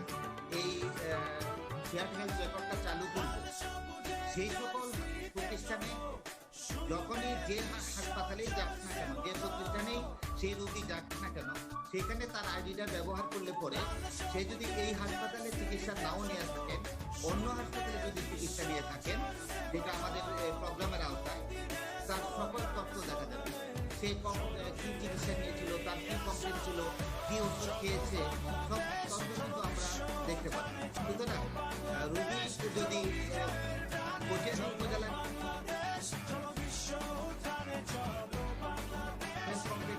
চিকিৎসা নিয়ে থাকেন এবং পরবর্তী সময় যদি মানিকগঞ্জ উপজেলা থেকে উপজেলা হেলথ কমপ্লেক্সে চিকিৎসা নেওয়ার জন্য যান তখন এই নাম্বারটা ক্লিক করার সাথে সাথে প্রতিটি উপজেলায় উনি কি চিকিৎসা নিয়েছিলেন তার সার্বিক অবস্থা কি ছিল তার সবকিছু রেকর্ড কিন্তু চলে আসে জি হেলথ কার্ডের মাধ্যমে আসলে একজন রোগীর সমস্ত তথ্যই একটি ডাটাবেজের মধ্যে সংরক্ষিত থাকবে এবং বাংলাদেশের যে কোনো প্রান্ত থেকেই তিনি চিকিৎসা সেবা গ্রহণ করতে পারবেন ওই আইডি নাম্বারটির মাধ্যমে এবং চিকিৎসক খুব সহজেই তার যে পূর্ববর্তী ইতিহাসগুলো রয়েছে রোগ শনাক্তের যে ইতিহাসগুলো রয়েছে সেটি জানতে পারবেন এবং চিকিৎসা সেবা অনেক বেশি প্রশমিত হবে উদ্যোগটি আসলেই সাধুবাদ পায় আপনাদের এই উদ্যোগের যথাযথ সফলতা কামনা করছি কিন্তু একটি বিষয় আসলে এই মুহূর্তে না বললেই নয় আমাদের দেশের প্রান্তিক জনগোষ্ঠী কিংবা যাদের মধ্যে সচেতনতার ব্যাপক ঘাটতি রয়েছে তারা এই হেলথ কার্ডটি সংগ্রহ করবে তাদের ভিতরে এই সচেতনতা বৃদ্ধির লক্ষ্যে আপনাদের কি কার্যক্রম রয়েছে আমরা যখনই এই তথ্য সংগ্রহ করার জন্য বাড়ি বাড়ি যাচ্ছি অর্থাৎ আমাদের MSV একটা প্রজেক্ট আছে মাল্টি হেলথ ভলান্টিয়ার তাদেরকে কিন্তু আমরা বাড়িতে পাঠাচ্ছি এবং প্রত্যেক বাড়িতে গিয়ে প্রত্যেক সদস্যের সাথে সাক্ষাৎ করে সেখানে এই তথ্যগুলি তারা সংগ্রহ করছে এবং তথ্যগুলি সংগ্রহ করে সেই মোটিভেশনটাও দিয়ে আসা হচ্ছে যে এই যে তথ্যটা আমরা নিচ্ছি বিনিময়ে কিন্তু আপনাদেরকে একটা কার্ড দেওয়া হবে এই কার্ডটা মধ্যে একটা নাম্বার থাকবে এবং আপনি যখনই হাসপাতালে যাবেন নিকটস্থ হাসপাতাল হোক বা যে হাসপাতালে আপনি যাবেন দেখা যাবে যে আপনি এই কার্ডটা ইউজ করে আপনার টোটাল স্বাস্থ্য সেবাটা আপনি নিতে পারছেন এবং অতীতের সকল রেকর্ড আপনার সেখানে থাকবে সুতরাং এই কার্ডটি খুবই গুরুত্বপূর্ণ হবে আপনারা সেই কার্ডগুলো সযত্নে সংরক্ষণ করবেন এই মোটিভেশনটা কিন্তু আমরা দিয়ে দিচ্ছি জি আপনাকে ধন্যবাদ জানাচ্ছি স্বাস্থ্য অধিদপ্তরের পরিচালক ডক্টর মোহাম্মদ হাবিবুর রহমান আমাদের সঙ্গে সংযুক্ত ছিলেন গতকাল থেকে শুরু হয়েছে বাংলাদেশের প্রথমবারের মতো হেলথ কার্ড এই বিষয়টি তার কাছে আসলে জানছিলাম হেলথ কার্ডের আওতাধীন হলে আপনিও কিন্তু আপনার বিভিন্ন ধরনের সমস্যা একত্রিত করতে পারছেন এবং আপনার চিকিৎসা সেবা অনেকটা উপশমিত হচ্ছে হয়েছে। আবার একটু স্টুডিওতে ফিরতে চাই অধ্যাপক ডাক্তার নাজদিন নাহার, যে বিষয়টি আপনার কাছে জানতে চেয়েছিলাম যে ক্যান্সার নির্ণয় বিশেষজ্ঞ হিসেবে এই করোনা মহামারীর মধ্যে যিনি ইতোমধ্যে ক্যান্সারের রোগী কিংবা কিডনির জটিলতায় ভুগছেন বা বিভিন্ন ধরনের সমস্যার মধ্যে ভুগছিলেন, তিনি আবার কোভিড আক্রান্ত হয়েছেন, সেক্ষেত্রে এই সমস্যাটি আসলে কতটুকু জটিল হয়েছে বা আরো কতটুকু জটিলতার সম্মুখীন হতে পারে, আপনি এটিকে কিভাবে বিশ্লেষণ করছেন? ধন্যবাদ। আমি নিজের অভিজ্ঞতা থেকে যেটুকু বলতে পারি, অনেক রোগী কেমোথেরাপি নিতে গিয়ে কোভিড আক্রান্ত হয়ে এসেছেন। উনি কেমোথেরাপি নিতে গিয়েছেন, কিন্তু পরবর্তীতে উনি ওই সেন্টার থেকে উনি আক্রান্ত হয়ে এসেছেন। ডায়ালাইসিস নিতে গিয়েছেন, তিনি ভালো ছিলেন, কিন্তু ওই ডায়ালাইসিস ইউনিট থেকেই উনি কোভিডটাকে সঙ্গে করে নিয়ে এসেছেন। তো এই ক্ষেত্রে তো অবশ্যই সংশ্লিষ্ট কর্তৃপক্ষকে সচেতন হতে হবে যে কিভাবে একজন নন কোভিড পেশেন্টকে আমি সার্ভিসটা দিব, এটা সংশ্লিষ্ট কর্তৃপক্ষই ঠিক করবেন। এবং যথাযথ স্ক্রিনিং হচ্ছে না, এই ক্ষেত্রে আমি বলবো যে যথাযথ স্ক্রিনিংয়ের অভাব আছে। একজন রুগী জ্বর নিয়ে হয়তো বা ডায়ালাইসিস নিতে যাচ্ছেন, একজন রুগী হয়তো বা হালকা জ্বর নিয়ে কেমোথেরাপি নিতে যাচ্ছেন, রেডিওথেরাপি নিতে যাচ্ছেন, তখন উনি পার্শ্ববর্তী যেই রুগীটি আছেন তাকে আক্রান্ত করছেন। তো সবার উপরে সচেতনতা তো আমাদের ঘাটতি আছেই জনগণের মধ্যে, সেই জায়গাটাতে আমাকে এডমিট করতে হবে। এবং আর যেটা করতে হবে যে সংশ্লিষ্ট কর্তৃপক্ষ তাদেরকে স্ক্রুটিনি, সুপারভিশন, সার্ভিলেন্স এগুলোর ব্যাপারে জিরো টলারেন্স থাকতে হবে। কারণ প্রত্যেকটা প্রাণী আমার জন্য জরুরি। একজন কোভিড আক্রান্ত রোগীর প্রাণ আমার জন্য যেমন জরুরি, একজন নন কোভিড পেশেন্টের জীবনও আমার কাছে সমানভাবে জরুরি। তাহলে এই বিষয়টাতে আমার মনে হয় যে আরো বেশি সচেতন হওয়া দরকার এবং আইনি ব্যবস্থা নেওয়ারও দরকার আছে এই ক্ষেত্রে। ঠিক আছে, আর ছোট্ট একটা আমি শুধু বলতে চাই এই ক্ষেত্রে যে ক্যান্সার চিকিৎসাটার ব্যবস্থাটাই তো আমাদের দেশে অনেক অপ্রতুল। আমি এই বাংলাদেশ টেলিভিশনের মাধ্যমে সরকারের কাছে যে আহ্বানটা জানাতে চাই যে ক্যান্সার রোগটা যদি আমি প্রাথমিক পর্যায়ে শনাক্ত করি, তাহলে আমি ক্যান্সার রিলেটেড যে মৃত্যু সেটার হার আমার অনেক কমে আসবে। এবং আমাদের অর্থনৈতিক সেই ক্ষেত্রে কিভাবে আমি ক্যান্সারটাকে শুরুতেই নির্ণয় করতে পারি, সেই জন্য একদম তৃণমূল পর্যায়ে অন্ততপক্ষে ডিস্ট্রিক্ট লেভেলে যাতে এই ডায়াগনস্টিক ফেসিলিটিগুলো আমি অ্যাভেলেবল করতে পারি, দক্ষ প্যাথোলজিস্ট যেন আমি সেখানে নিয়োগ করতে পারি, এবং ডিস্ট্রিক্ট লেভেলের হাসপাতালগুলোতে যাতে ক্যান্সার চিকিৎসার জন্য মিনিমাল থেরাপির ব্যবস্থা আমি করতে পারি, সেই ক্ষেত্রে আমার মনে হয় যে সরকারকে উদ্যোগী ভূমিকা নিতে হবে। জি, অসংখ্য ধন্যবাদ। আসলে আমাদের আয়োজন ফেসবুকে সরাসরি সম্প্রচারিত হচ্ছে। ফেসবুকে একজন দর্শক আপনার কাছে একটি প্রশ্ন করেছে, আপনি কিছু সীমাবদ্ধতার কথা বলছিলেন যে এই সীমাবদ্ধতার মধ্যে থেকে আপনাদেরকে ক্যান্সারের রোগ নির্ণয় করতে হয়। সেক্ষেত্রে একটি প্যাথোলজির বিভাগীয় প্রধান হিসেবে সরকারের প্রতি আপনার আরো কিছু পরামর্শ রয়েছে, তিনি যেমন জানতে চেয়েছেন এবং সেই সাথে তিনি জানতে চেয়েছেন যে এই যে রোগ নির্ণয়ের বিষয়টি আপনি বলছিলেন যে প্রাথমিকভাবে যদি রোগটি নির্ণয় করা যেতে পারে তাহলে মৃত্যু হার অনেকাংশেই কমিয়ে আনা সম্ভব। আমরা আসলে একজন রোগী হিসেবে শুরুতেই কিভাবে জানতে পারবো যে আমি আসলে এই ক্যান্সারের দিকে আসলে এগোচ্ছি? সেটাই, সেই কারণেই যে প্রাথমিক লক্ষণগুলো ক্যান্সারের যেগুলো আছে সেগুলোর বিষয়ে ব্যাপক সচেতনতা তৈরি করতে হবে গণমাধ্যমের মাধ্যমে, ব্যাপক প্রচারণার মাধ্যমে। যেমন ব্রেস্ট ক্যান্সার নিয়ে তো আমি গত 12 বছর থেকে নিরলসভাবে কাজ করে যাচ্ছি। কোভিড সিচুয়েশনের মধ্যেও আমি আমার সার্ভিস অব্যাহত রেখেছি যে আমার একটা রুগী যেন এই পরিস্থিতিতে, কোভিড পরিস্থিতিতে যাতে কোনোভাবেই কোনো ভোগান্তির শিকার না হয়। আমার বিবেকের দায়বদ্ধতা থেকে আমি কাজটা করছি। আমি অন্যান্য চিকিৎসকদের প্রতিও আহ্বান জানাবো যে নিরলসভাবে আপনারা কাজ করে যাচ্ছেন, অনেক ত্যাগ স্বীকার করেছেন। এই সিচুয়েশনে আরও যাতে আমরা আন্তরিকভাবে কাজ করতে পারি, আমাদের পেশাদারিত্বকে আমরা যাতে প্রকৃতভাবে জনগণের স্বার্থে কাজে লাগাতে পারি, সেই দিকটা আমরা খেয়াল রাখবো। আর ডায়াগনোসিসের ক্ষেত্রে যেটা বললেন যে আপনার সচেতনতা, যে একটা ব্রেস্টের মধ্যে আপনি কোনো একটা চাকা দেখতে পেলেন, অথবা একটা নিপেল ডিসচার্জ দেখতে পেলেন, অথবা কোনো একটা জায়গায় আপনার ব্রেস্টের মধ্যে চুল কাটছে, অথবা দেখা গেল যে আপনার ব্রেস্টে কোনো ব্যথা হচ্ছে, যে কোনো উপসর্গই হোক না কেন আপনি চিকিৎসকের শরণাপন্ন হন। এখন বলা হচ্ছে যে ট্রিপল একটা অ্যাসেসমেন্ট আছে, যে ডাক্তার আপনাকে দেখবেন, রেডিওলজি বা ইমাজিং আছে, তার সাথে আমি প্যাথোলজিস্ট আছি, তিনজন মিলিয়ে যদি আমরা একটা সমন্বয়ের মাধ্যমে কাজ করি তাহলে অবশ্যই ব্রেস্ট ক্যান্সারকে একদম আর্লি পর্যায়ে ডিটেকশন করা সম্ভব এবং এটা যে কোনো ক্যান্সারের ক্ষেত্রে, যে কোনো ক্যান্সারের ক্ষেত্রে। যে অধ্যাপক ডাক্তার নাজির নাহার, আপনাকে অসংখ্য ধন্যবাদ জানাচ্ছি আপনার মূল্যবান এইসব তথ্য আমাদের সাথে শেয়ার করবার জন্য। দর্শক, যে আমি বলছিলাম, আয়োজনের শুরু করোনা মহামারী মধ্যে করোনা আমাদের জীবনের আসলে একটি অবিচ্ছেদ্য অংশ হয়ে গেছে। আপনার সুরক্ষা আপনার নিজের হাতেই। আপনি সুরক্ষিত থাকলেই সুরক্ষিত থাকবে আপনার পরিবার। সবাই ভালো থাকবেন, সুস্থ থাকবেন, আর বাংলাদেশ টেলিভিশনের সাথেই থাকবেন। এই প্রত্যাশায় আমি তানজিনা পৃথা বিদায় নিচ্ছি। দেখা হবে আবার।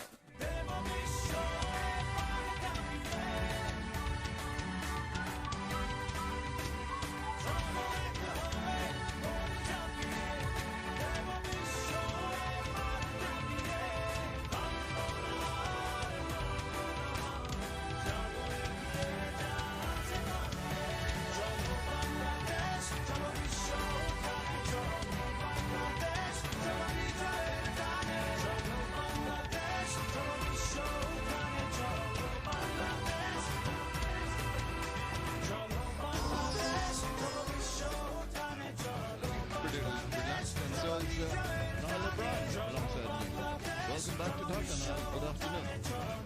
Good afternoon, Shamin. Good afternoon, everybody. Fantastic to be back. Wonderful to see live cricket returning to Bangladesh. Another chance for everyone around the world to see the household like Mushfiqur Rahim and so on. But I'm excited to see the youngsters. Under 19 World Cup winning side. Plenty of talent coming through this Bangladesh system. Perfect conditions. Beautiful still day.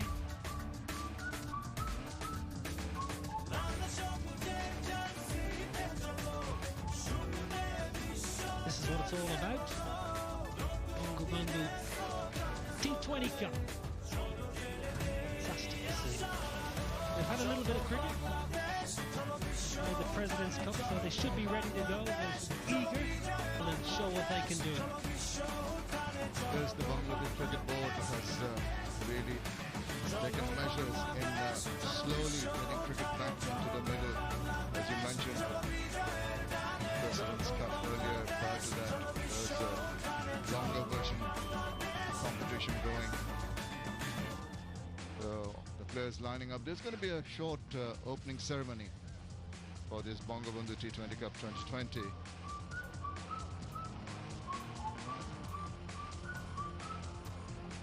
Ashraful Salim Shahid waiting for the dignitaries to arrive. Of course, social distancing so very important. Players in a biosecure bubble.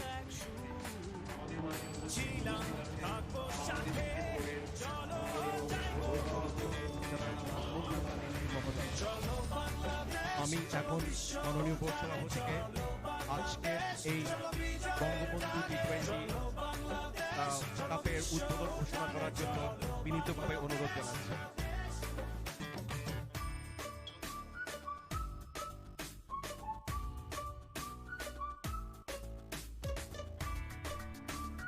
বিসমিল্লাহির রহমানির রহিম।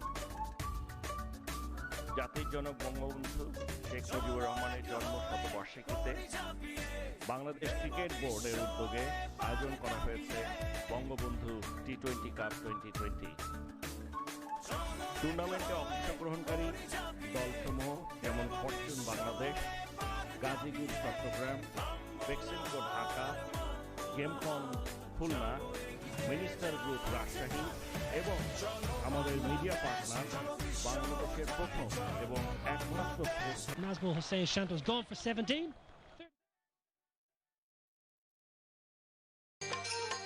তোমরা সবাই জানো নিশ্চয়, corona নামে এক ভয়ঙ্কর virus সারা দুনিয়া ছড়ায় পড়ছে। এই ভাইরাস থেকে বাঁচতে হইলে এখনই সঠিক ব্যবস্থা নিতে হবে। সবাইকে ঘরে থাকতে হইব, সামাজিক দূরত্ব বজায় রাখতে হইব, পরস্পর কমপক্ষে 3 ফুট দূরত্বে থাকতে হইব। আমরা সবাই ঘরে থাকি, করোনা ভাইরাস থেকে মুক্ত থাকি।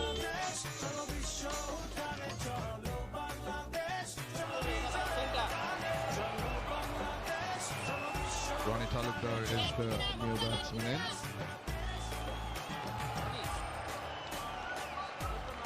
The rest of the group actually had lost the skipper unnecessary.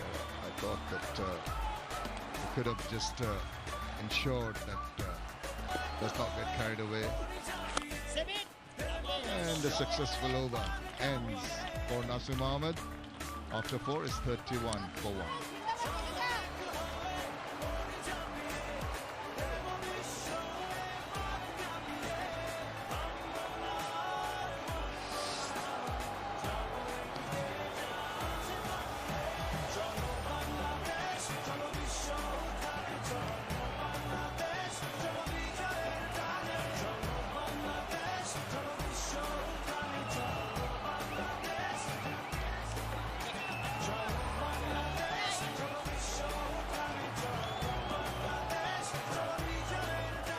Well, after a slow start, Fazle Hasan Shanta got things moving along, and it seemed like they're just settling in, just getting over the early nerves, but then suddenly the skipper wanted to have take too many chances, trying too many big shots and hold out in the deep.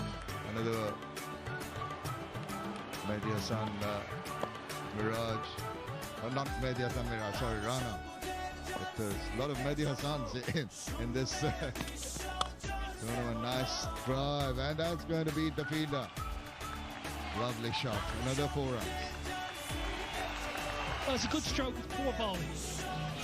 Mahedi Hasan Rana dished up a half volley in his first over. At the other end, he's done exactly the same again.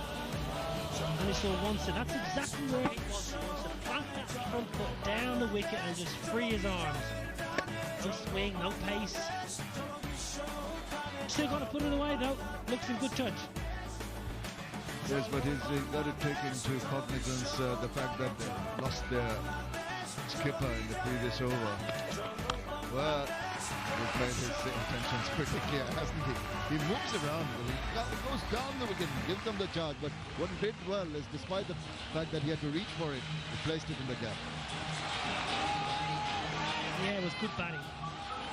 Realises that Mahedi Hassan's not going to bowl another half volley, so advances slightly, goes a little bit leg side. Just watch the foot movement, yeah, outside the leg and down the wicket. Gives himself the room to go through and over the offside. It's good batting, it's clever. He might be young in terms of matches played, but he's shown plenty of experience here, plenty of nous and a wonderful array of shots. 21 of just 9 deliveries. Oh, I slipped. He's going to dive back, lost his bat. It's all happening in the middle. Well, it's good to see some fun and games. He's entertaining us, that's for sure. Looked like an easy single, just wanted to drop her in. They just take it mid-wicket out, but falls well but ends well, I guess. Probably wearing half spikes. Clawing his way back in. Desperation to get back. Good to see. It's a comedy of errors. The fielder can pick up the ball in the first instance. If he did, there was definitely a chance of getting a run out. So after all that, he's still in the middle. Of course, but the 6 is already in the innings. Run rate 8.67. And he's not going to die wandering, is he? Gets inside part and gets a single. Well, this is the wicket to fall. Rubel Hossain Shanto clubbed 2 big 6s down the ground and over cow corner. Did he need to go again? Did he need to take him on a 3rd time? That's the way the modern day player thinks. They just think 6s. They don't worry about fielders, but I guarantee you the captain's sitting in the dugout and thinking, no, should have knocked it down the ground for 1. Absolutely. I think he took the wrong decision in going for that shot when he was not quite to the pitch of the ball.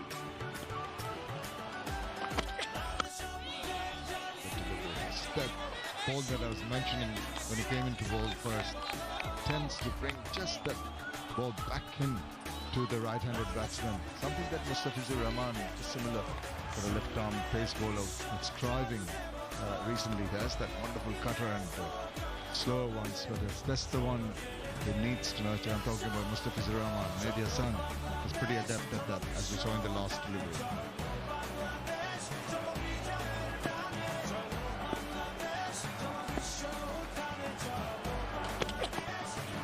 points going the other way, let alone. And that completes over number 5. It's 40 for 1.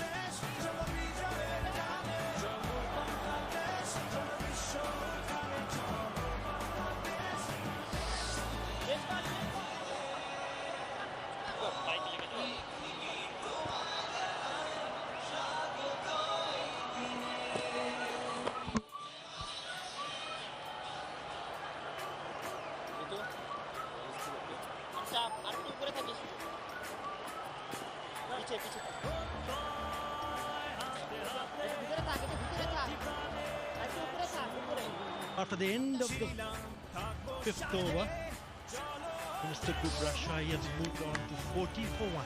Not a bad start, even though they view the fact that the skipper is back in the hut. Continuity watching the batsman coming down the wicket and just the short and the length. Good stuff. The one, remember, he picked up the all-important wicket of Nasum Hussain Shanto.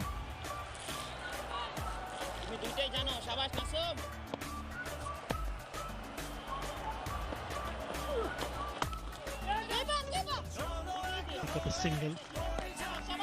It looks like really good surface to bat on. And my fellow commentator, my mate, sitting right next to me, did the pitch report. Edward Rainsford, spot on. Looks like a pretty good deck. Hello, Asa. Hello, everybody. Yes, there is some live green grass there, so it gives it a characteristic of holding it together, some firmness.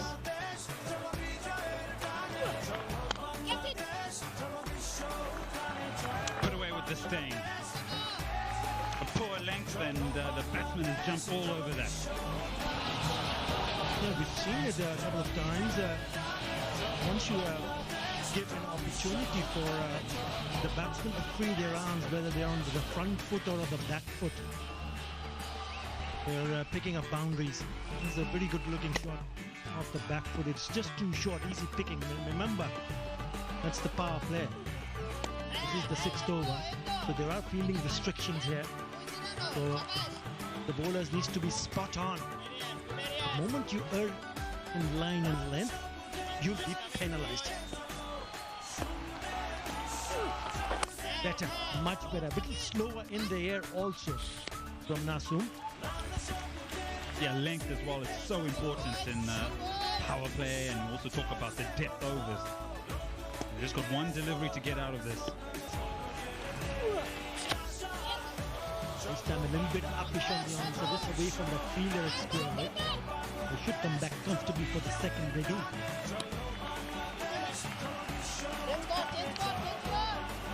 So after the end of the 6th over, Rajshahi has moved on to 47 for 1.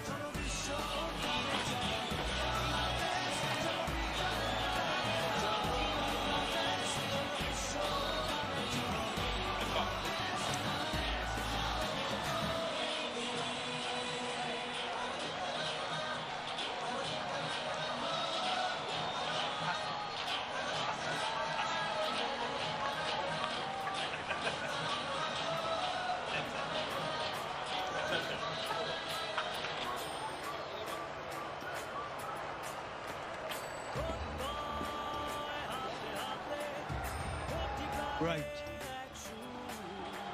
6 overs being bowled, batting power play. There you go, confirmation from the umpire. Looks like it's going to be Muktar Ali, the right-hand medium pacer. The experienced campaigner has been around for a while, and he gets another opportunity. It's so good, Edward, to see these cricketers back in the stadium. That's where they belong. I know that not only in Bangladesh but all over the world, due to pandemic, you have to stay indoors, make sure you took precautionary measures and try to avoid public places, maintain social distancing, and also obviously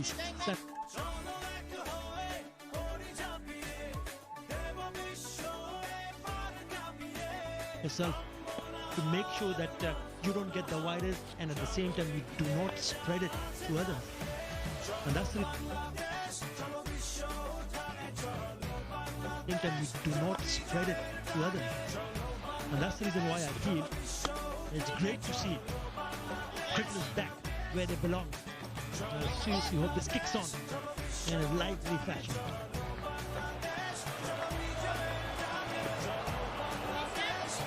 Well, you firmly hit that from the head. Totally agree with you.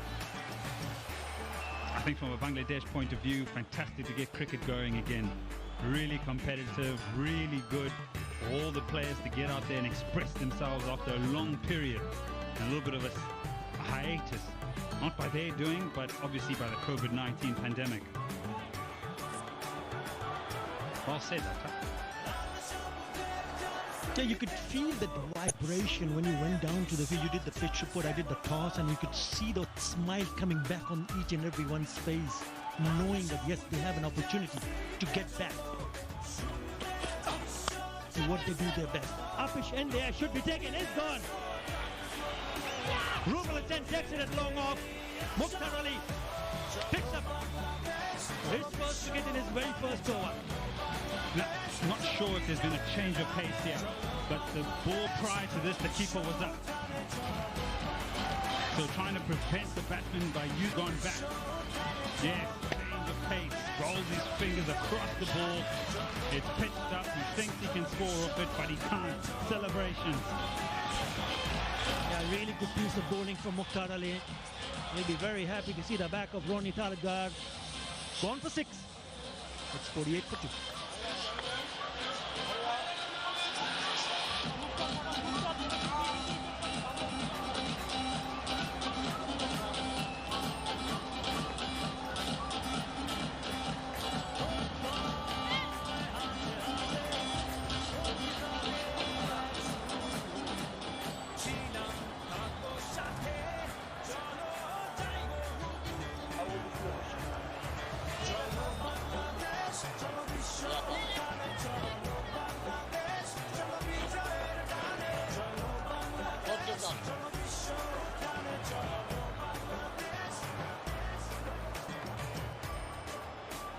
Mohammad Ashraful at number 4.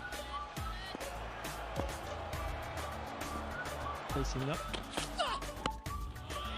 Greets him with a short one. A good delivery. It was a bit of a surprise when he was picked up. Junior campaigner, Mohammad Ashraful. Look at his stats. Yeah, good numbers.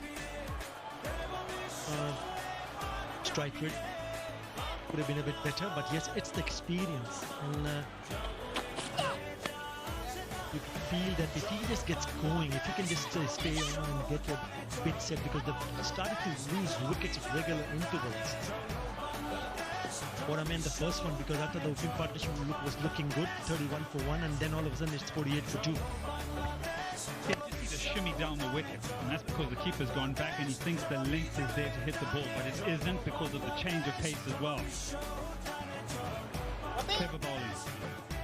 Yeah, as a batsman, you also need to look at the areas where you think they can get away with bad shots. And if you want to clear the field, then you got to hit it over the top of an infielder, which will give you better opportunities, even if you miss hit it, because that fielder was back at long off, Rubel Hossain, and in the end, it's a pretty easy take in the end. So you got to be a little bit smart and clever while picking up to play those big shots. Yeah, 50 comes up. Good point again, I think. All about options. Surveying the field and where you can actually penetrate and be successful. If you're willing to bend your back, you'll get a bit of a bounce to the keeper. Good over, a wicket and only 3 runs. 50 for 2.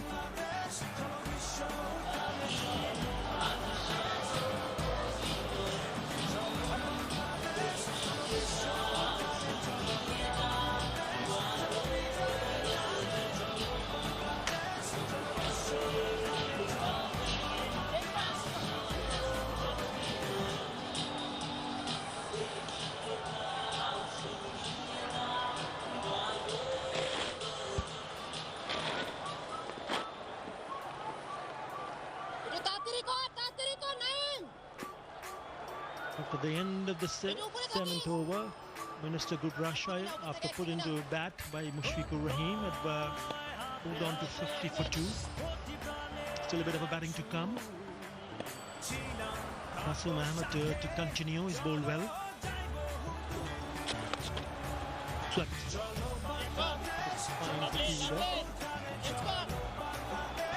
1 for 21 in the first 2 overs that he has bowled, Nasum. Probably the time where the batsman will feel yes, can we target one of the bowlers? Yes, it's a mandatory, compulsory to wear the mask, and everybody is wearing the Bashundhara mask. Coming your way, Nasum. And it's a pretty good one. Covers the face nicely from the mouth.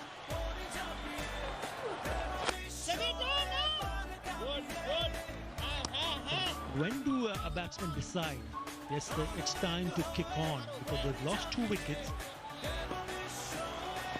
2 new batsmen. Rather 1, because Anisul's the one who opened the innings. But you don't want one of the batsmen, especially that opener, to just hang in and look for singles, because it's important for him to convert and then look to play some big shots.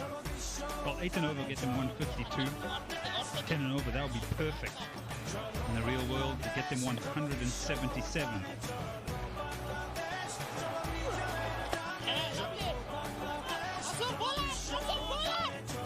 Now, for me, I think T20 cricket, you think about the first 6 overs as the power play when you can be expressive and take on the bowlers. And this is the power play. There's lots of breather space out in the deep. Some good cricket shots. Both sides of the wicket.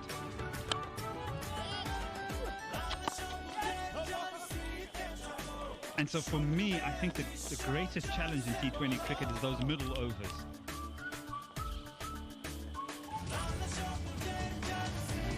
And that's the reason why I feel that it's so important for Anisul to kick on from here. These are the dismissals. That was a boundary. Again, down the wicket, he can't. Look at that shot. That's gone all the way. It's a terrific hit from Anisul. What a shot to finish the over. 60 for 2.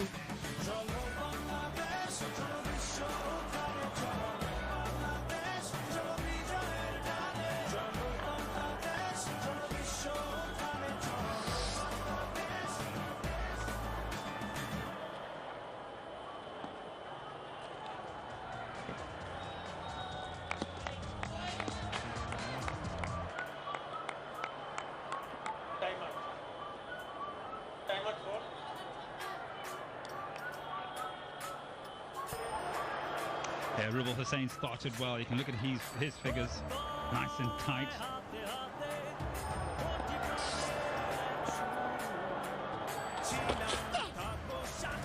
As you said, there's a bit of pace and bounce.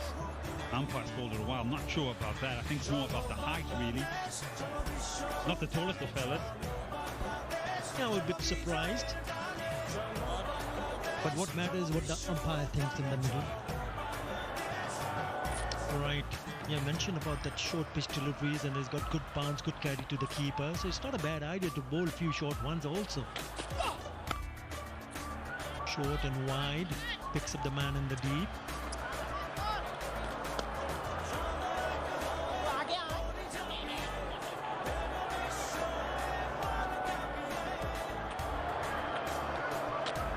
We're going to 33 of 18.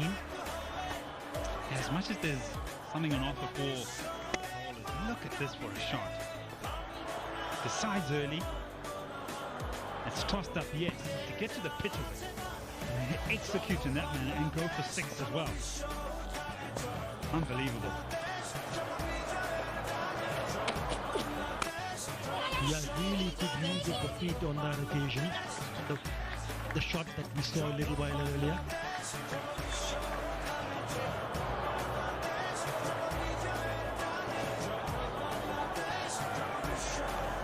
And you got to back yourself up when you do decide as a batsman you want to go down the wicket.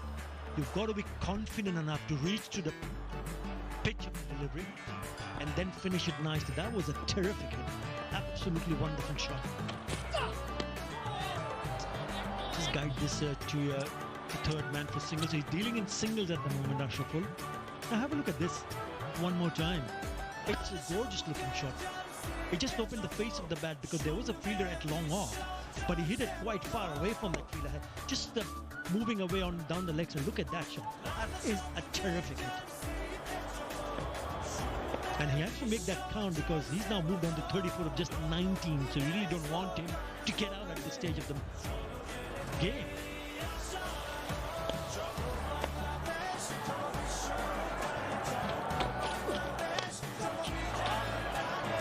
Change of pace again. This occasion gets the keeper up to the stumps because I think they understand that Arafat is someone that can really make them pay. So good captaincy there by Mushfiqur Rahim. Good awareness. It's turning out to be a good over, even though he started with a wide, but he's come back strongly with only 3 singles and a dot in the next 4. Down the leg side. Cheeky. Shy at the stumps of the non-striker. In the end, no damage done.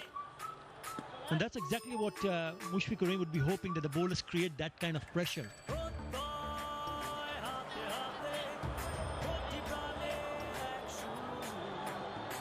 Here he is, up to the stumps. A piece of fielding. There wasn't pace to work with to try and hit it either side of him and pick up 4. But here's Mushfiqur understanding the batsmen that are out there. Now he's gone back. Expecting a hard lengthening to the pitch. What a catch! Oh my!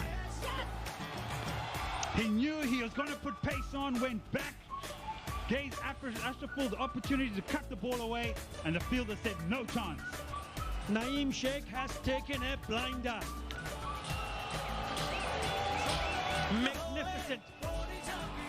Have a look at the reflectors. You can see the smile on his face. And that's the reason why. They were short and wide. Have a look at that. One-handed, the ball had just gone across and got past the body. But in the end, somehow he lunged and took his right hand and takes a blinder. Outstanding catch. He sent Mohammad Ashraful back for 5. 65 for 3. And it is also the time for this quick timeout. Just waiting for the umpire signal. There you go. Confirmation.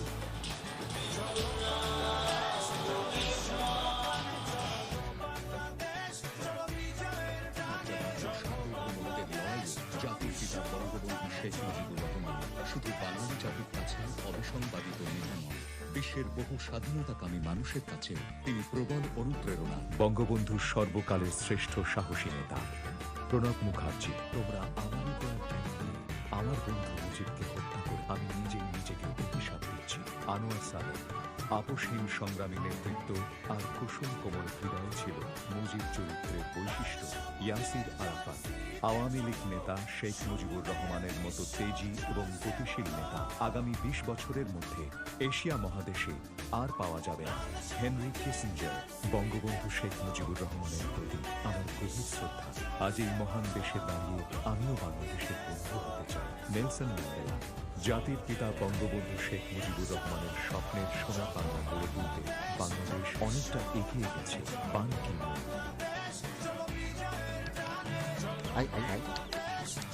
শাহজাহানের মাথা খারাপ, দেখো তার অবস্থাটা। মাথা খারাপ না, আমার মনে হয় গোপনে সে আরেকটা বিয়ে করছে। তাস খেলতে আসে না, চার দোকানেও আড্ডা দিতে আসে না। ঘটনাটা কি মেয়েরা? ঘটনা তেমন কিছু অতি সামান্য। আগে যখন তোমাকে লোকে তাস খেলতাম আর চায়ের দোকানে বসে আড্ডা দিতাম, তখন আমার পরিবারের অবস্থা ছিল কেরোসিন। তারপর মাননীয় প্রধানমন্ত্রীর আমার বাড়ি আমার খামার প্রকল্পে নাম লেখাইয়া পাইলাম সুন্দর একটা বাড়ি, আরো পাইলাম সুন্দর একটা খামার। নিজের বাড়িতে বসে আনন্দ করে ভাত খাওয়ার চেয়ে সুখের কিছু আছে? এই জন্যই সুখের হাসির কোনো কমতি নেই। 3 রকমের হাসি দেখছো, আরো 7 রকমের হাসি অবশিষ্ট আছে। যাও মেয়েরা, কামে যাও, কামে যাও। অন্যের বাড়িতে ফুসকি মারানোর কাম নেই। বর্তমানে উপকারভোগীর সংখ্যা 2,38,80,000 ছাড়িয়েছে। 1,12,000 গ্রাম সংগঠনের আওতায় স্থায়ীভাবে 60 লক্ষ পরিবারের দারিদ্র্য বিমোচনে কাজ চলছে। তোমার সাফল্যে এগিয়ে চলে Bangladesh.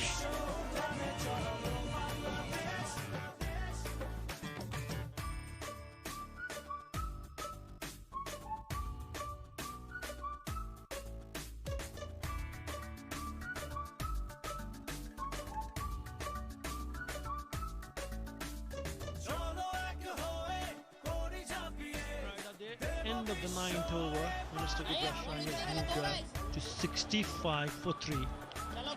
They just started to lose wickets at regular interval, but important for them that the opener Anisul came on, it's still there, unbeaten on 35 of 21. New bowler Nayeem Hasan.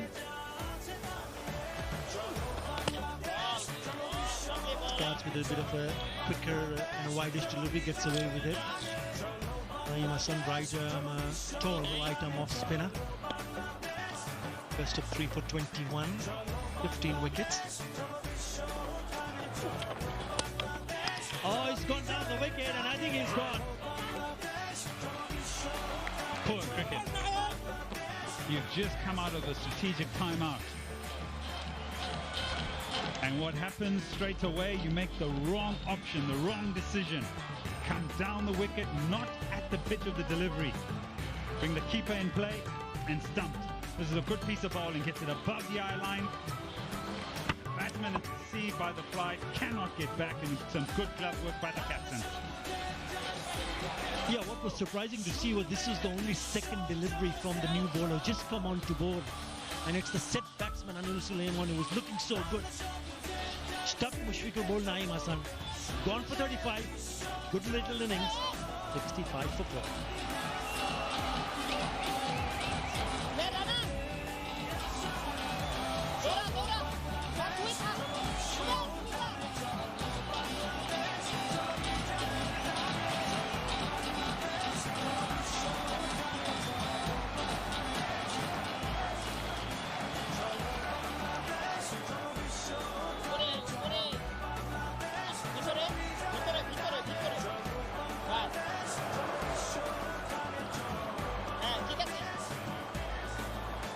Nurul Hasan is the new batsman. Handy player. Can play some big shots. Important for him to garner some sort of partnership here. In the 10th over, 65 for 4. There you go, 79 not out, unbeaten, 91 matches. Very good strike rate. I'm just going to come back to you after this delivery, Edward Rainsford. Important question. And we just have to wait and see how this pair bats, especially Nurul Hasan. Now two batsmen in the crease and yet to open their account. It's pressure on Rajshahi. Right, Eddie. Have you been busy sanitizing yourself? Lovely areas. There you go. Ready, Taiko, Naim Sheikh, ready, Taiko. I'm going to have to sanitize now, aren't I? You should.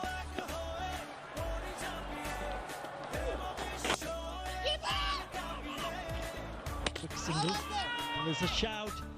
Umpire decided to go upstairs. Was he struggling? That's the question. They're not 100% sure, the fielder and the keeper. We'll just have to wait and see. It was a bit of a laboured run. It didn't set off quickly. There's no great urgency here, so rightfully asked the question. Decent enough throw. Again, experience from Mushfiqur Rahim, where he's standing, when he collects the ball. There you go. This is going to find him short. Questions asked, and the decision's given. Oh, he's definitely short. Umpire just making sure that the ball is in the gloves and some part of the hand is knocked off the bails. There you go. Yep. It's definitely short. As I said, just look at the body position of Mushfiqur Rahim.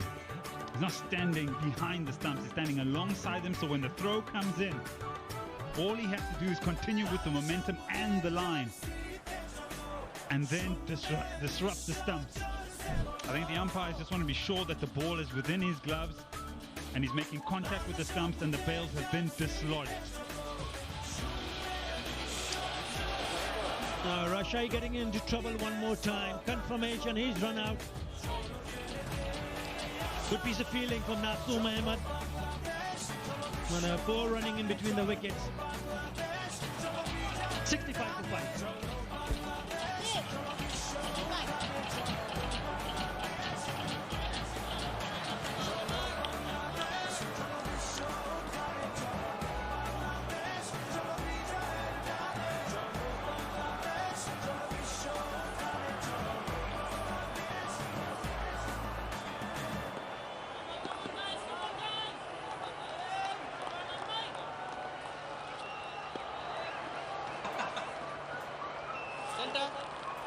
Shahadat Naim. Boys. 65 for 5. And a bit of a bother here. Rajshahi. Remember, Mohammad Saifuddin not available due to injury. That is a big setback for Rajshahi. Mehedi on strike.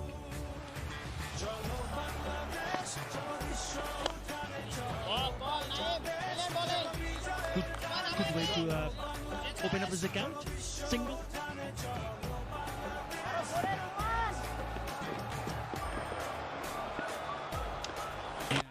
At 48 for 2, you do not want to be losing any more wickets. They lost one straight after the strategic timeout, and then this happens.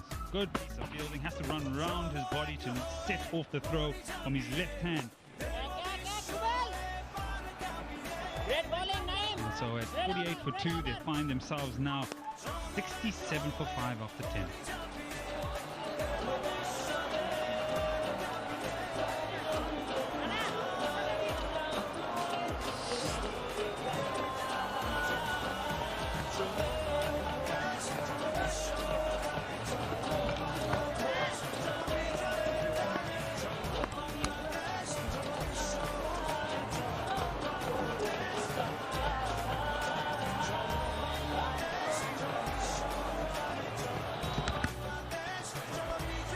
In a whole lot of trouble. That's what the Minister Group Rajshahi are in at the moment. Started off reasonably enough, but after the departure of the skipper, Raqibul Hasan, they've just gone due south, unfortunately, Niall. Disappointing.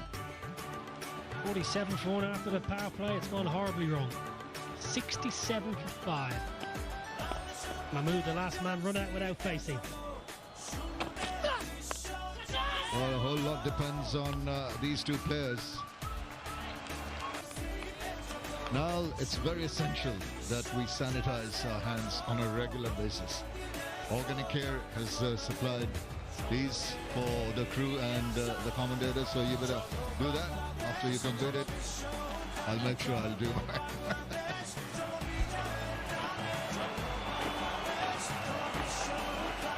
The modern times, Shamin.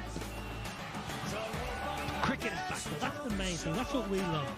Watching cricket, fantastic for these young men to be out there playing. Well, it's a bit of pace on that. Couple of wickets has re-energized Muktar Ali. He can... One bounce. That's what happens with the bowler. A couple of wickets here and there, and suddenly you're feeling on top of the world. You're ready to try and bounce the batsman, put them into a spot of bother. Yeah, good aggressive short bowling.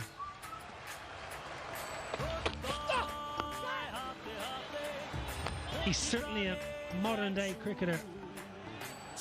Muktar Ali's got the old headband on, which is the way in these COVID times. Lots of bowlers with headbands, called the headband warriors where I come from. Yeah, we've seen the clips also. I think there's another one that Pat Cummins, I think, initially used, and a couple of others. It's got a girl's name prior to start of the game. I'll think about it.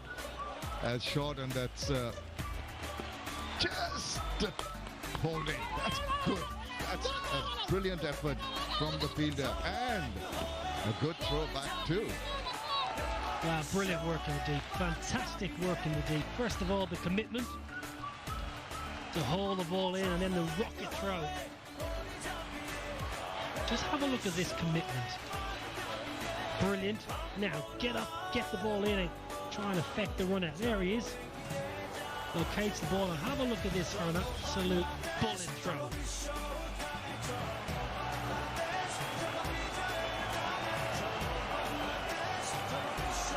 I was just checking to make sure that when his hands touched the ball, his body was not, he's up and away. That's a brilliant effort. We're talking about the fitness levels being out of cricket for such a long time. Well, he hasn't shown any of that. It's really brilliant from the under-19 captain of Bangladesh, Akbar Ali. Has just made his presence felt. Youngster showing.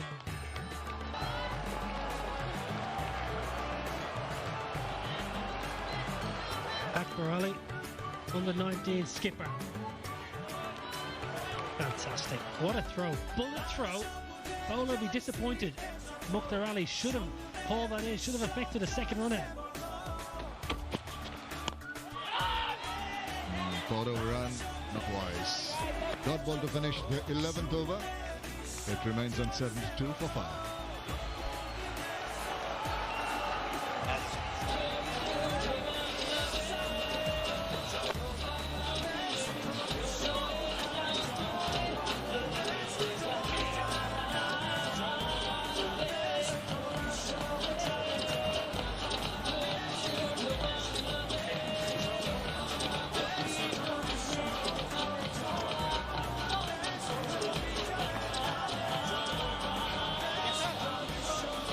A bit up and down the chart, isn't it? A couple of good overs in the 4th and 5th. So they seem to be ending the power play on a high, but just those loss of wickets that pegged them back. And a spot of bother, to say the least. The current run rate just 6.55. Yeah, bit of a yes and no to just change gears very, very quickly. Ensure that they got through safely. Drop and run. We were both batsmen on the same page. Too much worries. A little bit of a stutter, but safe. Fairly comfortable single. Need to regroup for 3 or 4 overs here. There's the group. Rajshahi. Well, what happened there? I think he did not anticipate that little bit of grip on the wicket. Just had to change his initial thought process and change his shot in a hurry.